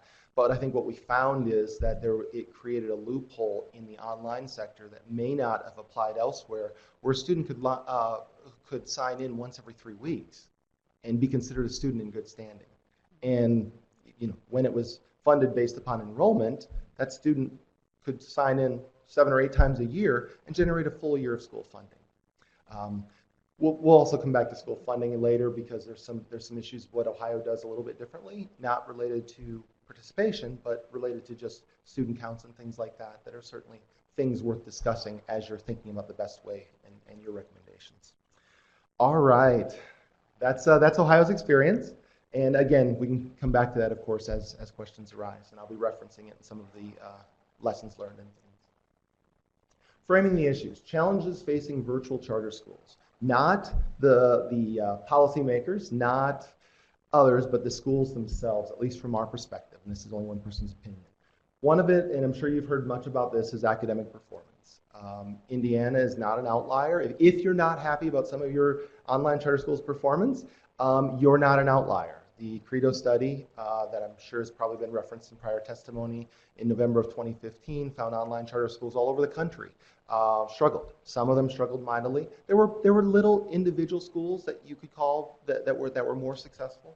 And of course, there are questions about methodology and stuff, which we can get into if you'd like to. But it was pretty consistent around the country. Next, state report cards.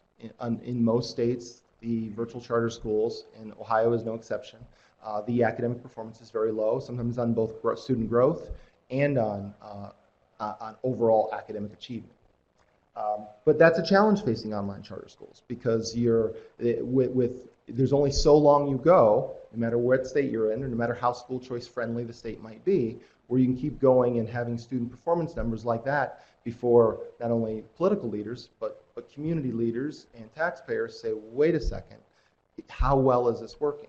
And figuring that out. Secondly, serving challenged students. You've probably heard, and I know certainly we've heard in Ohio, that online charter schools get a lot of challenged students. Students who've dropped out, bullied, students who have to work a job during the day. No reason to think that's not true, but when I think there's lots of evidence for it. We've got a number of dropout recovery schools that operate in the online type setting too, because it can really work around schedules and things like that. So if that's the case, and that's what you're serving, what supports and things are in place? I think that's a challenge. These are students who haven't been doing well in any other sector. So one of the challenges that virtual charters face is they're drawing students who haven't been successful anywhere else. And so to expect them to all of a sudden have tremendous student performance, I think is a high bar too. So but it's one of the challenges they face. The third kind of combines these two and adds another component, and that's a public relations issue. So you've got these two issues, and then you combine the for-profit, not-for-profit sort of debate and status and the privatization and the corporatization related to charter schools, but especially to sometimes two of the main largest charter school networks happen to be organized for-profit. As an entity, we don't have any issue about that. It's all about student achievement. For-profit, not-for-profit doesn't matter. If kids are learning and you can figure out a better way, that's completely fine with us. But it is something that adds to some of the PR challenges I think the sector as a whole faces. Moving on, lessons learned. Despite everything we've said about the negative PR, tremendous interest from families. This is clearly an option that's needed. It's one that families have said all over the country that this is very important. We need this flexibility. I think there's an acknowledgement that some families are coming into it for 10 or 12 years of education all the way through, sort of as opting out of the traditional sector. But then there are others who go into it, and we've had this a lot in Ohio, where somebody will go into school for a few months. And maybe it's because they've got a broken leg and they want a really robust online curriculum, and their local school isn't working with them as they see fit. Or maybe it's for a year. My own daughter went to, our school district was being as constrictive as possible with the kindergarten date. My daughter was a September birthday, and in Ohio law, they had a choice of when they could have the age determination date, and she was ready. So she went to kindergarten at Connections Academy in Ohio. Had a great experience. Lots of learning supports in place because mom was there all the time. But that's an example, I think, of the various needs that online charter schools can fulfill, and it varies by individual family. It's also the only choice in many communities. I think a report was released in Indiana a week or two ago from Ed Choice talking about the lack of some of the school choice options, even in a state that's a national leader in providing school choice options. Between charter schools and a robust private school voucher program, you have, Indiana families have a lot of choices, but still in some communities, the only choice is likely going to be online education. So weighing the balance of that and the availability of that is I think, something that's becoming very clear. Online education is only going to grow. This is a reference not to the interest, but to technology. We're doing more and more things online. We're cutting the cables on our cable TV contracts, much to the chagrin of Comcast and others. And but everything is easier now to do online. It's easier to interact. It's easier to be self-sufficient. A lot of individual things are changing such that it's easier to get classes. We've been thinking about it in many states as going full-time online or not, but I think increasingly you're going to see individual courses. There are some vibrant state policies that have course access where you can take 1 or 2 courses and then go to your traditional public school for the other 3 or 4 courses. Some students struggle in an online setting. This is a reference to, I think, this is becoming a lesson that we're all learning too well. The level of student engagement varies widely, and you point back to Ohio's participation numbers. There are kids who are barely signing in, and then there are kids who are going there and getting a fantastic education in a virtual setting. So how do you do that? But it's becoming clear that this isn't just a few kids here or there. You've got sizable numbers probably in both camps, receiving great education and not being well served. And finally, delivering instruction online poses special challenges. The ability to interact when a student isn't engaged is much more limited in an online setting. If Ron is in the back of the room putting his head down on the desk and you're in a traditional classroom, there are levels of interaction you can take. But if they're at a desk in their home, it might be really hard to tell that. And that's just a fundamental difference. I think we're going to get better at that as we go along. But right now, it's not clear that we kind of can know exactly when students are interacting and engaging. Opportunities for improvement. The first thing is something that was referenced earlier about Ohio, that Ohio does, and that is a student orientation course. We've been doing this now for a couple of years. All virtual charters need to offer an orientation course to students. Students are not required to take them. They need to be offered, though. And in general, I think this is the online schools I've talked to have said this has been very helpful. Some folks in Ohio, there's reasons you want to stay in school. Well, one, you've got compulsory attendance. So if high school isn't working out for you and you're struggling, an online school for some folks, they might think, well, this is an easy way of making sure I keep my driver's license, making sure that I stay in school, I'm not violating that without doing much. So this is an important level setting tool for schools to use. We have not had this, and there was some fear when this was first passed, because it was only a couple years ago, that this might be a way of cream skimming or cherry picking to keep certain kids away from the school. And we have not had any complaints or allegations of that. We do have a number of online schools, so if it did happen at one school, there would likely be other options as well. Which isn't condoning it, I'm just saying that it's part of the process. I don't think this has come up to be where kids have been excluded from having options. Another is disenrollment, which I don't need to tell you about because it sounds like this is something that Indiana already has in place when students have excessive absences or fail to engage and participate in classes. It's something I've been pushing to try to get in Ohio, and I guess I'm going to need your advice as to how you were able to get that done, because it's been a struggle to try to achieve in Ohio, but we're still working through that. But the ability, the acknowledgement that learning online, that we need to untie the hands of virtual charters and give them an option when a student isn't participating, to me is clearly in the long-term interest of the student. If a teacher and a school knows a student is not doing anything to engage and learn, then they need to be able to have the opportunity to act. And that's, I think, the strength of that policy. So hopefully more states will be doing that. By the way, I'm happy to pause for questions if there's things. We'll interject. All right. Trust us. Next up, measuring academic performance. And I want to spend a little bit of time on this because I think this is a critical opportunity for states. And it's going to be one of my recommendations as well. So I'll spend more time on this slide and less on that one. First off, graduation rate. With virtual charters often having a large number of high school students, I think the tendency is to look at the number one high school measuring characteristic, and that is graduation rate. And it would seem pretty clear cut. The problem we have, and I've been pushing for this change in Ohio, and believe me, we are accountability hawks in a lot of our policies. But the adjusted cohort graduation rate, which is required by federal law, and forgive me, I'll give you the example I give. You may already know this, but just I think it makes the case very clear. So my kids, we live in a suburban school just outside of Columbus. Let's say my daughter is attending school there. She starts as a freshman. She's in that adjusted cohort graduation rate. She's a freshman at that school. They've got about 500 kids in their freshman class. And she goes through the first 3 years. At the end of 3 years, you need 20 credits, by the way, in Ohio to graduate. Let's say she has 6 credits at the end of her junior year. She's not on anyone's track to graduate.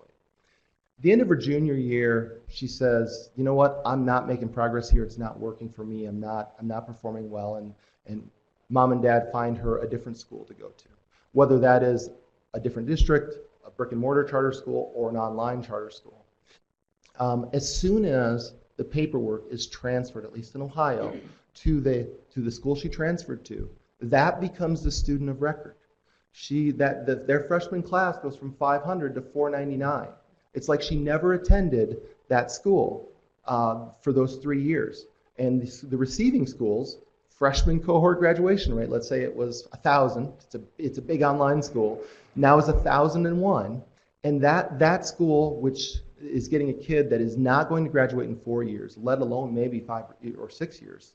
And that is what, to me, that's a really big problem. So what we've recommended is changing the adjusted cohort graduation rate. We'll probably have to do a federal reporting and say, to make sure you're consistent with federal law, but then to have either an informational or for state accountability purposes, or even for you to be able to tell how good a job a school is doing at getting students through, is making it so that the proportion in the denominator of that graduation calculation rate is based upon the percent of time at the school. And we propose doing it like by semester. So essentially high school would be broken down into 8 component parts. In the example I gave, the suburban school would have a 6 in the denominator for 6 semesters, or a 0.75 of that student's entire educational background.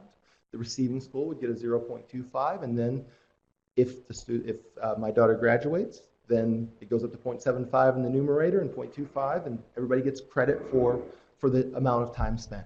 It's not perfect, so maybe you can find a different method.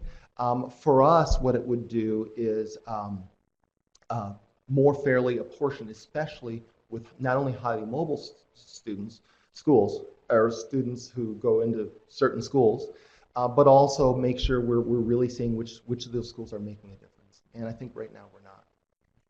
What response have you gotten to that proposal? I think, well, you know, in the legislative process, you don't always know where the red flag. It's nice when you know exactly who's voicing the complaints and concerns. My sense is the virtual charter community has been supportive in the conversations I've had with them. The education chairs appear to be supportive. I think there's a bit of administrative Department of Education level pushback, but I haven't gotten that communicated directly to me. It's hard to pass laws as it should be because we pass a lot, and sometimes we need to take it a little slower. So, and this is asking for a major systemic shift. I think there's concern about what the federal government's reaction would be to this sort of change in regards to ESSA. I personally think as long as you're still reporting and giving the feds the information they need, that it can be doable. But I also think it's one of those that's a fight worth having. Because the large online school that I talked about, the electronic classroom of tomorrow, that I didn't actually tell you, it ended up closing. We can talk about more about that in a second if you want to know what the result of that was. But they were being reported as the largest dropout factory in the United States. The New York Times ran a story about them suggesting there's a graduation rate of 33%. Their graduation rate was likely low. They were taking kids that were really far behind, but it was far lower because they were taking kids who were transferring in and late in their junior and senior year who were never going to graduate no matter where they went to school. So it's one thing to gauge performance, but you don't have a measure that you know is flawed where you're saying bad things about them when you know it's not accurate. And I think that's unfortunately under the federal law definition that we've gotten ourselves in a position to. Is the objection to that there's a better way, or is there we've done it this way forever and we're going to keep doing it that way, or anything else? No. The only objections I'm aware of at this point are concerns about whether it would be allowable under our state's ESSA plan to be able to do that. I think those are these concerns I'm aware of. But let me say this also. There is right now, the suburban school I had that my kids go to has a 95% graduation rate. We got to be, every policy change influences incentives. Right now, if my daughter had been counseled out, which, by the way, I'm not saying my school ever does that, but if it did, if it said, look, you're behind, you can't catch up, but online you can work at your own pace. You could go to this school and you could catch up. There is that opportunity to say that. Ohio also has over 90 dropout recovery charter schools. So there are also, forget about online, there are brick and mortar charter schools that they could send students to and for our dropout recovery schools, we calculate 4, 5, 6, 7, and 8-year graduation rates. So you have a separate dropout recovery virtual charter school and brick and mortar? Yes, we do. So you have two separate systems, and they have a different accountability system than the traditional schools would have. Yeah, for the last few years, we've had a different grading system for the dropout recovery charter schools. A virtual school can qualify as dropout recovery as well. So basically, what you're saying is, boiling it down, is good schools are having problems with potentially their graduation rates being lower than the stellar 95%, et cetera. Is that what it really is all about?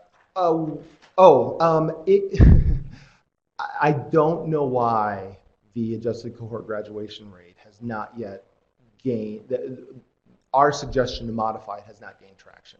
I never want to give motives to others and to suggest why something's happening when I don't know it to be a fact. And look, it's a major policy change, so we need to think through it clearly. It is one, though, that we're continuing to think that the current system, based on the example I gave, isn't quite right. So whether you adopt a solution like I'm suggesting, and we've written about it, so we have some extensive blogs describing how it would work and the policy reasons for doing it. Or if you adopt your own, that's fine, I think. But if you're going to hold high schools, who receive a lot of students in their junior and senior year, accountable based on those results, because everyone says, look, we're not afraid of accountability, we just want it to be fair, then this is one of those things that really needs to be grappled with. Because are there any other models that are being put out there? None, no other discussion in Ohio that I've heard of. In other states, I'm also not aware. You will have someone from the National Alliance testifying later who might be aware if there's other graduation type models. I mean, most people are feeling hamstrung by the federal definition of it, which that tends to happen with federal law. But we can't let it influence the good governance of schools within our respective states. And it wasn't meant to be. So we need to make sure, especially if we can get a sounder, stronger accountability measure, figuring out how to do that. Next up, mobile students. You've heard a lot about that. So Ohio does a couple things I think that might be helpful in this regard.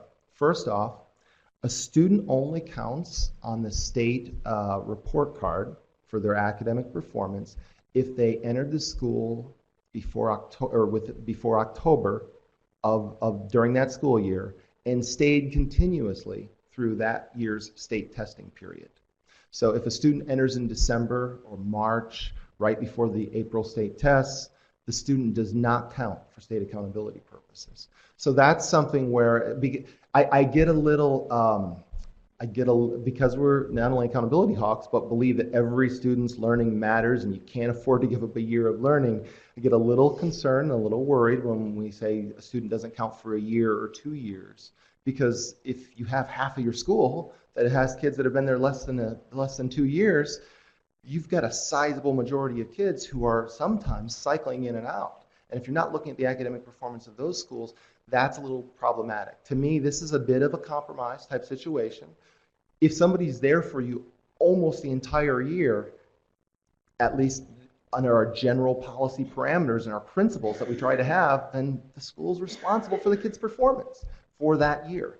Right now, in many states, they're responsible if they happen to be there on testing day, which is probably not quite as robust a model as we need. So that's one thing we've done. The other thing we've done, not for accountability purposes, but for informational purposes, which is important, especially as authorizers are looking at the success of a school, is we have a mobility impacted growth rate. Ohio uses a very robust student growth model called value added. It's from the SAS model from out of Tennessee. But within that framework, when we have a mobility model, they actually look at kids who've been there multiple years and what was the student growth for those students. Now, it might only be half the students, it might be less than half the students in the school, but certainly it's another piece of information before you would say the school isn't serving anyone well. It would give you another glimpse. Now, that's not part of the state accountability framework, but again, it's available on the state report card sort of as an additional data piece. Can I ask a quick question related to that point in the Credo study? You mentioned, I don't want to get too deep into the methodology of their research, but would you, or can you give us your expert opinion on how well they captured that in their conclusions? We were all talking about mobility, but when we read that report, would you say that they effectively captured the impact of mobility in their larger conclusions? Yeah, that's a great question. I am personally a fan of Credo's methodology, making the best out of a situation that's imperfect. Obviously, I think you love student level, long-term, longitudinal type data, and they use that. And the way they try to do it with mobility is, they're trying to look at students who have similar characteristics, but if the kid was at the 15th percentile one year, they look at other kids who are at the 15th percentile and to try to say that your performance is wrapped up into all of your other student characteristics. It's not a gold standard study. It's certainly not perfect. It's not like we do for some of our very high level type voucher studies and some of the like like drug trials where you have a control group. Unfortunately, we don't have people volunteering to be in the control group for a lot of these programs because families want the options and they want to go and exercise them. So I don't think it's perfect, but I think it's the best data we have. It's also consistent across lots of different states. And it also, certainly in the brick and mortar sector, brick and mortar charter schools will often have, remember, once you're a switcher, you're more likely to continue to be a switcher because your families are exercising choices. You've seen, it's a long time since I've read the Indiana study that Credo did, but I believe they gained 2.5 months of learning when compared to similar students that remain in traditional public schools. And if that was just one state's records, but if you've got states where the performance is good in maybe traditional charters and online charters, it's not as good, and that's consistent from state to state to state. It was hard for them to find any good ones.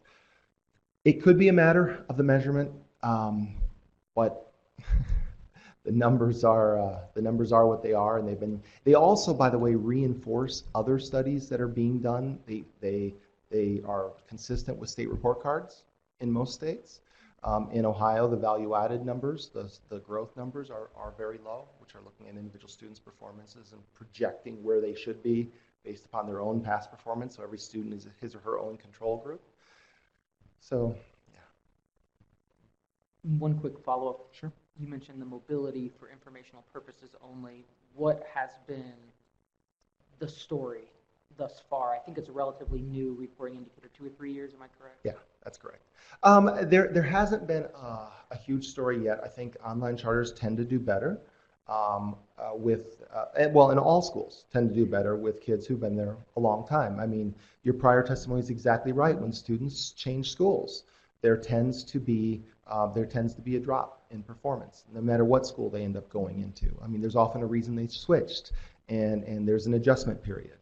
But I also know that it's tough to weigh how you change that compared to what you do with traditional public schools, which also get report cards, and it's hard for them to receive a student in the middle of a year, and yet those systems hold those schools accountable. So balancing that and having good policy. I mean, we have to remember that 20 years ago, we didn't care rephrase that. We didn't track, and we weren't always aware of when students were struggling or when certain subgroups of students were struggling. And now we have a much better handle on that, and with that, we have to have responsible policies trying to improve that performance. And so, yeah. Sorry. There's my time. Any more questions on that in terms of measuring academic performance? All right, proper authorizing role. Well, you've already had the expert up here testifying, so I won't add too much on this.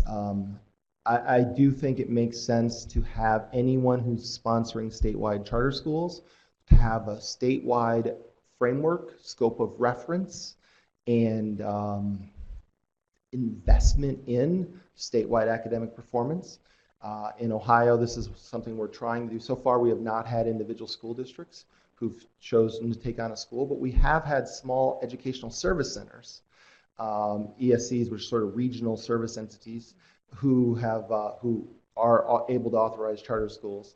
And there, they have not done a large online statewide virtual school, but we have had discussions about whether that should be allowed. So that's something, and I think seeing the experience in other states, I think that's certainly an opportunity for states to address that and see what that should look like. Also agree on the too big to fail and the fee structure we've proposed in Ohio, which also has a 3% ability for authorizers to hold back, limiting that to 1.5% with schools that have more than 2,000 students. So far, that has not gained traction. It's one of the reforms we're talking about and discussing.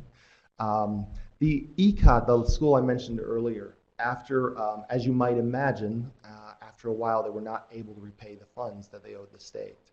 They got $60 million that they had to pay back from the 15-16 school year, then another $20 million from the 16-17 school year. So in January of this year, they closed in the middle of the school year with 12,000 students. And those students, of course, went back to a lot of different places, and some of them were never even able to be tracked. So it's not clear where they went after that. But another 3,000 or 4,000 of them went to different online schools, and then some went in districts. Now there were no individual districts that had to open buildings or things like that because they were spread throughout the state. So there was an impact, but that was that was one of the things. Now, would that sponsor ever, or the authorizer? Sorry, we call them sponsors in Ohio. Would the authorizer have ever made the decision to close that school, meaning that they'd probably have to lose half of their staff as an authorizer? It's a challenge that folks face, and there should be some, to your question earlier, Mr. Hendry, about the economies of scale as you get a large number of students. We've put forward that there should be an economy of scale. Fordham as an authorizer, we don't have that many students, and we don't have any online or virtual charter schools. But the highest we charge any of our schools is 2%. And as the schools grow and their academic performance increases, we actually lower that to a lower level. Another thing Ohio has done related to transparency is authorize, and I think you guys already have something like this, but if I were recommending it for other states, making sure that authorizers say how they're spending those dollars. If there are allegations of it being a cash cow or something, making sure that those dollars are detailed. You can spend it how you want, but you need to be transparent about that because these are public funds. And that should be an open book. If you're going to use it to pay transportation costs for some other program or something else that's not improving the quality, of course, being able to give it back to the schools so they could provide additional support services for students they're getting that are struggling would be, in some cases, probably a much better use. And then how to fund.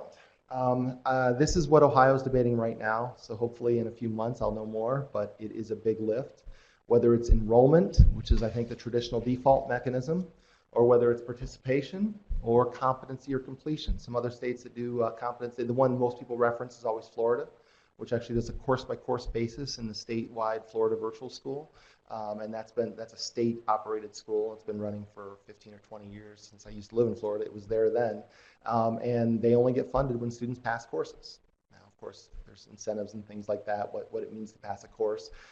But it's certainly, presuming all of that is well documented, that's a pretty good basis that could certainly go by. Then if for states that want to consider that, they got to think about what similar policies should similar policies be adopted for traditional public schools or brick and mortar charter schools. And I think those are some difficult policy questions that states have to answer. So that's what makes the question really tough to look into. So are those options all ors, or is there any conversation that it could be a blend of any of those, that competency and participation, or is it the conversation just one or the other?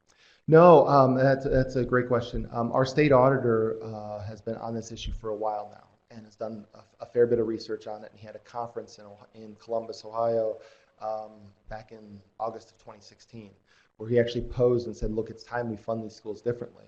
And has discussed possibly doing some sort of hybrid approach, where you would get a base funding amount for on a per student basis, but then additional funding would come based upon on some sort of measure of activity or participation, because there are going to be some fixed costs, of course, that need to be funded.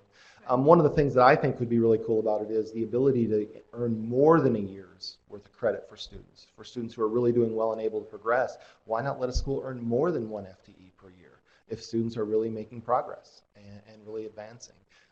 Aligning the incentives and the funding structure the way we want to see the outcomes to try to more likely get it, instead of just saying based on enrollment, because then you get the outcomes that you're funding.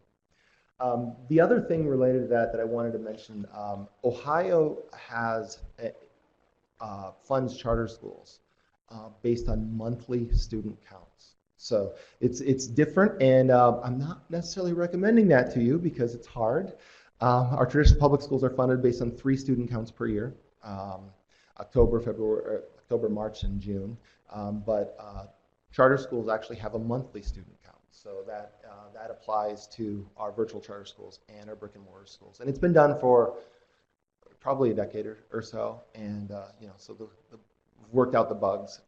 Certainly with highly mobile students, it always gives me concern when there's only 1 or 2 student counts, and you keep a student through count day, and then the student is gone. And it doesn't matter to me what sector it is. I'd prefer the money to follow the child, and if you get a kid in November, there should still be money available to fund the student's education, whether the student's in a charter school or a traditional public school.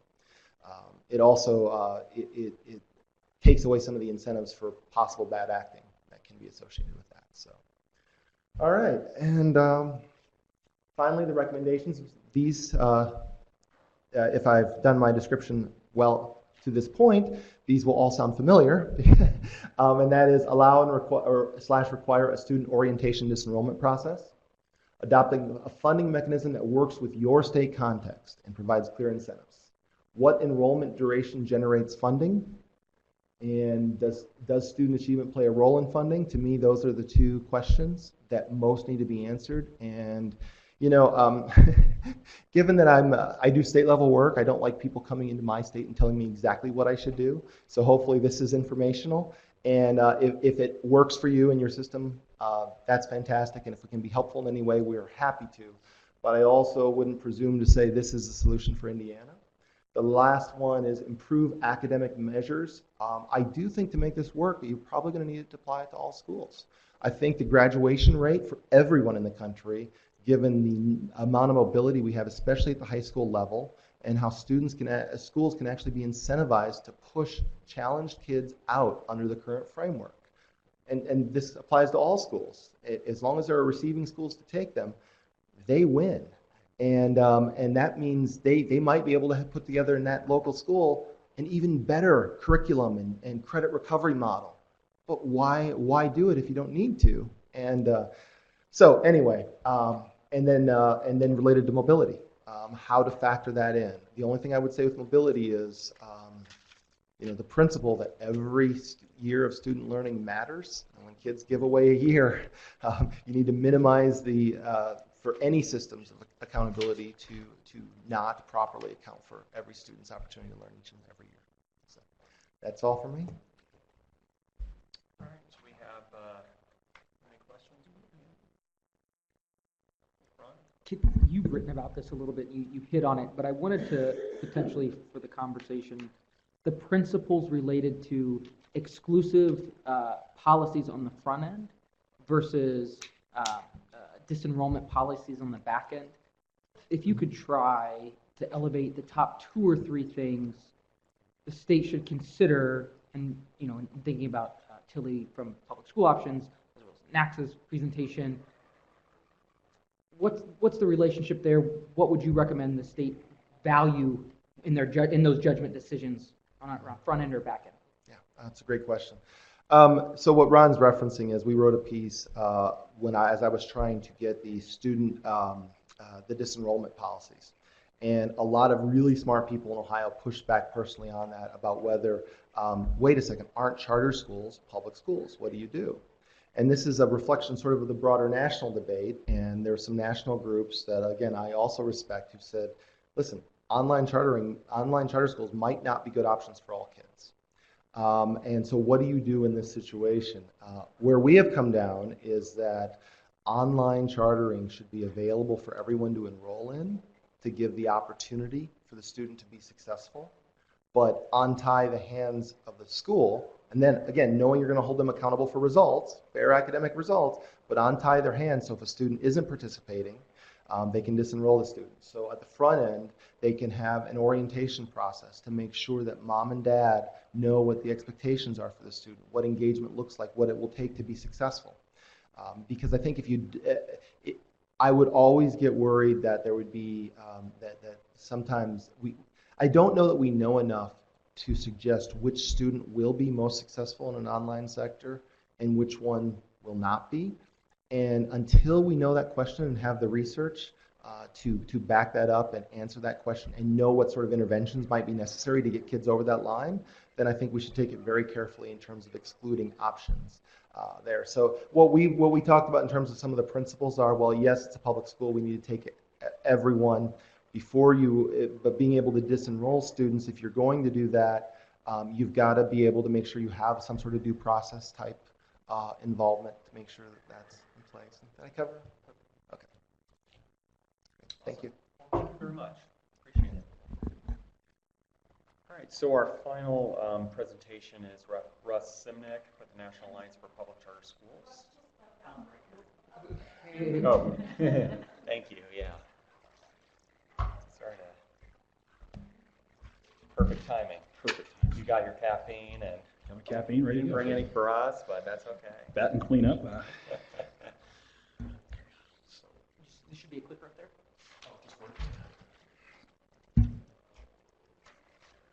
All right. Well, thank you, Mr. Chairman, members of the committee. I'm here on behalf of the National Alliance for Public Charter Schools. We're one of the leading nonprofits for the whole charter movement.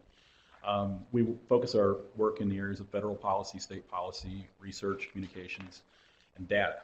I'm personally on the state team. Our office is in D.C. However, I'm a lifelong Hoosier and just live a few blocks away from here, so it's very easy for me to get here. Thank you. Also, I want to say that I bring a couple other perspectives to this work too. And the second is, prior to joining the National Alliance, I was president of the Indiana Public Charter Schools Association. So in those years from 2008 to about 2014, I was able to see the Indiana law go from one of the weakest in the country to the absolute strongest, and worked on that policy area quite a bit with some of our champions here. Indiana is a national leader in education and charter school law. We have recognized Speaker Bosman, Chairmans Boehning and Cruz for their work.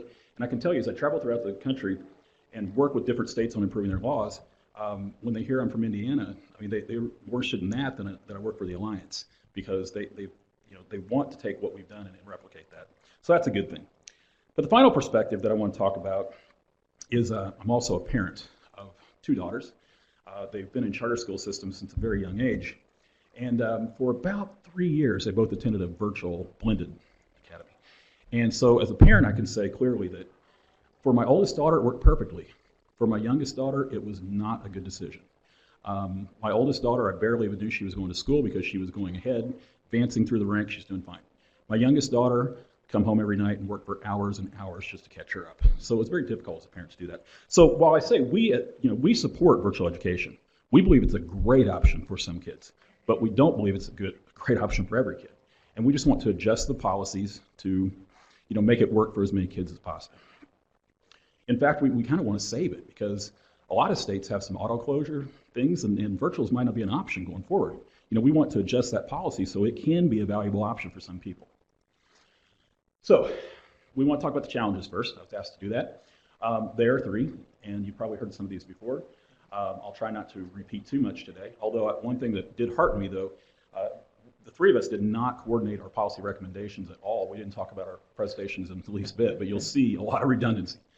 First is very low academic performance. Second, I want to talk about enrollment, both in the laws, the way we have them set now, and definitely the scale. And then finally, the wrong financial incentives that are in place.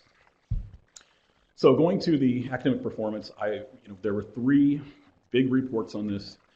Credo, we've talked about that today. I won't go into that in detail, but just pull a couple findings from that. The Center for Reinventing Public Education and Mathematica Policy Research. All 3 of them, detailed surprisingly low performance by most students enrolled in full-time virtual charter schools. From Credo, 17 states were studied. 13 states full-time virtual charter schools performed worse in reading, and 14 performed worse in math. All subgroups, as I think Veronica mentioned, did worse in Credo. But I think that the real bombshell from that report is that second chevron, and that is full-time virtual charter school students experienced 180 fewer days of learning in math and 72 fewer days in reading. As we all know, in education, 180 days is about a full school year. Is that over, what period of time is that over? 1 year. They lose a year for every year. Because they're charter schools, full-time virtual charter schools must by law enroll every student. I will talk about this a little bit later in the policy recommendations. However, the nature is such that they don't work for every student.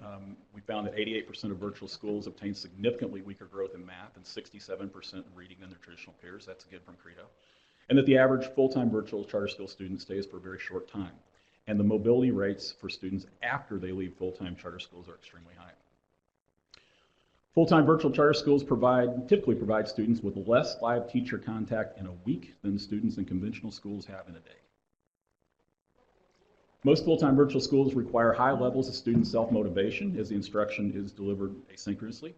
Student success really does depend largely on adult involvement in the home, and not every child has that. Therefore, full-time virtuals is a fit for a small percentage of the student population. Highly motivated student like my older daughter, younger daughter not so much, and having that parent home. Both their parents work during the day, but at night we had to be there for them to succeed. And frankly, for some parents, working a couple jobs like that, they don't have that opportunity. So the issue with enrollment is because of the ease of scaling, virtual charter schools can grow very quickly, serving thousands of students overnight. If a large virtual charter school fails, like ECOT, it can negatively impact thousands of kids. We heard Chad talk about over 12,000 kids, I believe, with ECOT. And that's had a ripple effect with these kids going back to all these different schools, too, and how they're going to be treated on the accountability system.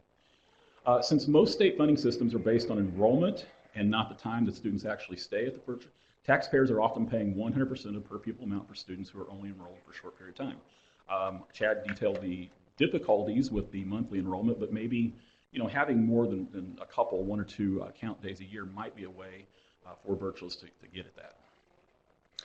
And then we have the wrong financial incentives for both the authorizers and the operators. So from the authorizer, the main source is usually a percentage of that. We've heard that there's just an improper incentive for authorizers to keep large, poorly performing full-time virtual charter schools open. And if they close a school, they can lose significant revenues. So some of these ideas about cutting the percentage down, or maybe even having a cap of a certain dollar amount might be the way to go. But just so that doesn't incentivize them to not pull the trigger on accountability when they need to. And then from the operator standpoint, we have the wrong incentive, again, driven by the enrollment. 1/4 of full-time virtual charter school students account for almost 80% of enrollment. Almost 70% of full-time virtual charter schools are operated by for-profit entities. I want to be clear that we are agnostic between for-profit and not-for-profit, but we are not agnostic between high quality and low quality. As funding is based on a per pupil basis, the incentive is to drive up enrollment numbers.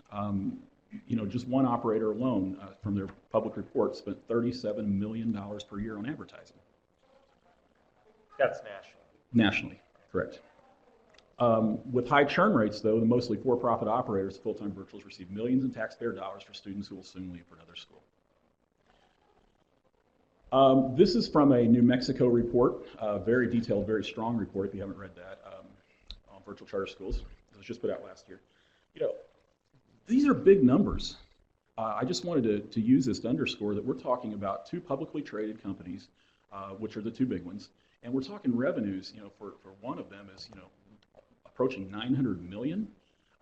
In that, it's big money. I'll just direct you to that report to read that. This is from the K-12 annual report. Not beating up on them, but it's just because they're a publicly traded company. This stuff is out there. They're in full disclosure. They report that if those funding levels or formulas are material reduced or modified due to economic conditions or political oppositions, their business, financial condition, and cash flows could be adversely affected. So, along with Veronica's organization, we did put out this call for action almost about exactly 2 years ago now, and in this we'll have some recommendations. And let me just say that I think this isn't on the slide, but I do want to say that I do think that you guys are really at a timely position. Again, Indiana's always been a leader, and I think you guys are leading on this. Since this report's come out, I'm not saying it's because of this report, we've seen a number of states take up action. I just want to call your attention to some of those states. Idaho, their charter school commission put all of their virtuals on notice but one, that they've got very strict conditions or they will not be renewed. In New Mexico, they closed one of the big two operators that were working there. Now, I do have to say that just recently, within the last 3 or 4 weeks, there's a temporary stay put on that, but the state did take action to close down one of their largest virtuals. In Ohio, we heard from Chad, we got this new law. They've got to come up with performance-based funding. Look at that by November. So, I expect legislative action soon on that. And in Nevada, after a very contentious multi-year battle between Connections and the state charter authority out there, they came to an agreement where they have very strict enrollment caps. The enrollment caps are tied to performance. As performance improves, then those things can be lifted. But if performance doesn't improve on an annual level, then they will be closed down fairly soon. So Indiana, taking a look at this, you're kind of on the vanguard of that. So back to our report that'll have some recommendations. First recommendation, authorizing. This, I believe, was an Indiana problem. I've been illuminated a little bit more on the current law, but we do believe that only authorizers that have statewide or regional chartering authorities should be able to oversee full-time virtual charter schools that enroll students from more than one district. In other words, if you are a small school district or even a medium-sized school district, you should only be allowed to authorize a virtual program that you get your enrollment from your district and it doesn't go out. Because we've seen problems in other states where operators will go to a small cash-strapped district and all of a sudden they've got a huge program. And oftentimes these districts aren't savvy enough to oversee the virtuals and all that, but they are getting a lot of revenue from that. And that revenue is not always going into oversight, but that revenue is going into other parts of the school. That's not good. Now, I do believe that Indiana law kind of does this vaguely now, but I would recommend that something be put in 2024 that very clearly states that this can't be done anymore. Enrollment. We've heard this before. We do think there should be desired enrollment levels, and only allow schools to grow or not based on academic performance. So it just shouldn't be, the spigot's on completely, just meter it a little bit, tied to performance. And the second point is, I don't want to say controversial, but I'll say it's really new. So we've heard today that it's important that, charter schools have to have open enrollment. We believe that. However, there's nothing that we believe that can stop, and I don't know if this was Chad or Veronica that said this, of creating a new type of entity, possibly more akin to a magnet school. That we do know that these are the certain things, characteristics of student that will succeed in this school. These are the ones that won't, whether it's an aggressive onboarding, whether it's a trial period, or whether it's just to say, you're just not going to be a fit for this school because there is no parent home. We know from your past that your parent told us you're not very motivated to do these things. We just don't think it's going to be a good fit. So moving them out of the charter sector might be one way to get at this, but they would have to, in my estimation, be a completely different entity, again, more akin to like a magnet school.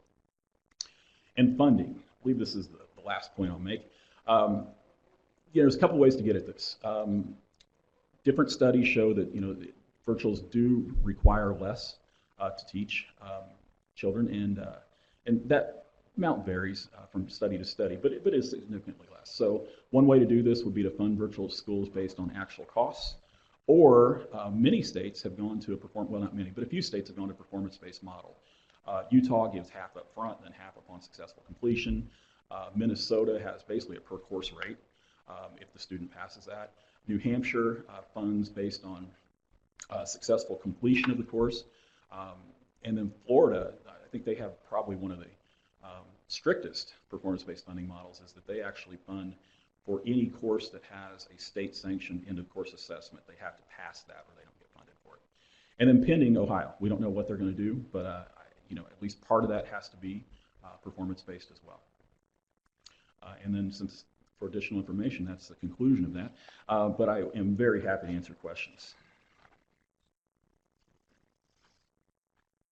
Well, I've read your report, so I'm aware of a little bit more detail, so I'd encourage folks to take a look at that as well.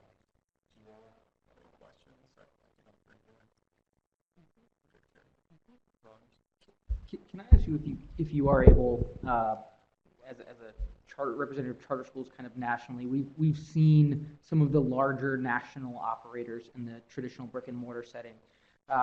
We've seen nonprofit organizations emerge across the country, whether it's regionally or nationally. Can you talk a little bit about access? Why do you or why does the Alliance, or what information is out there that would kind of prohibit anyone else from emerging or entering the virtual market, if you will? Because it seemed like some of the comments were relative to revenue, which is directly linked to. Yeah, I mean, under the current funding schemes that we have across the country and in the state, I don't see anything that would prevent them from doing that. Although I do say that, we've learned over time. Like when I got into this in Indiana had one of the weakest charter school laws in the country. I think we were like almost 30 out of 41 states at the time. Now all the way to one. But part of that is really putting some clarity into what are the elements of the application. And we actually in our model law now have come up with some new elements that are virtual specific. And we think that's, we treated charter schools and virtuals the same forever, from funding to every other piece of it. But, we've learned over, 20 plus years of chartering that they're just not the same creature. Some things are similar, but some are very different. So we think that, on the front end, we think that virtuals have to be held, we're not saying to a higher level, but we're saying maybe to a different things that they have to put in to do that.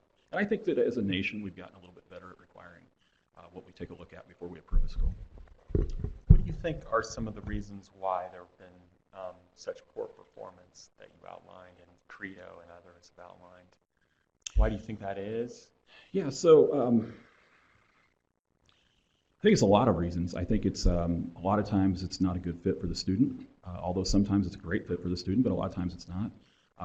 I think that possibly it might be, for some students, a school of last resort. They didn't succeed here and there, so they're going to give this a try. I also think that the way that some of these schools operate, whether it's the heavy reliance on completely independent asynchronous delivery model, Doesn't work for a lot of kids, especially younger kids, especially like my number 2 daughter, who's not as self-directed as number 1. She's still a great kid and student.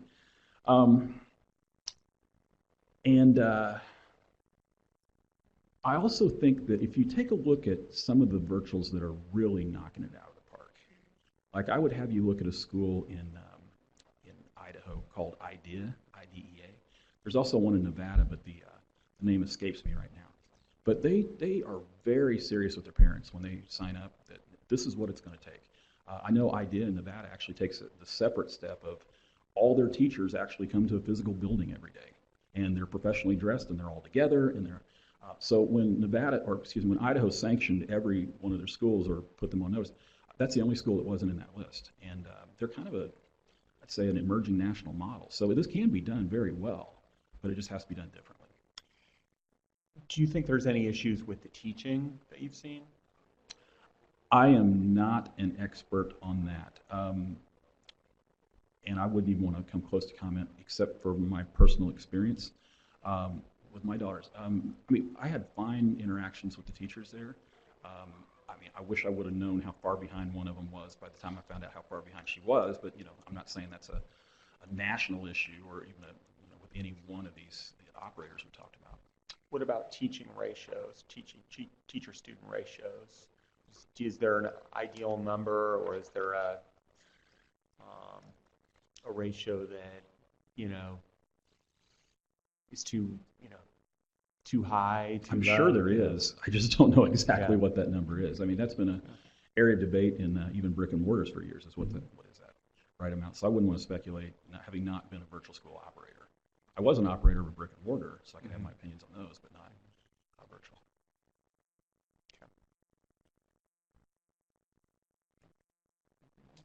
Okay. That's the benefit of going towards the end, that a lot of questions have been asked, so thank you very much for the placement. No, we appreciate your being here. It's my pleasure. And I don't know if we have anything else we want to cover today.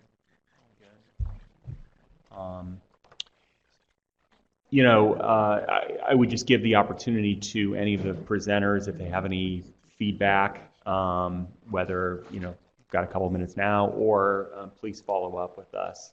Follow up with our staff, and just kind of going forward, that would be appreciated and helpful. So, all right, well, I think that will wrap up and conclude today's committee meeting. Thank you to all the presenters and everyone else for being here today. We appreciate your time and the effort you made in coming to Indianapolis for some of you, and really pleased to take these presentations. I thought everyone did a really good job, so pleased to have that information shared with us today. Thank you.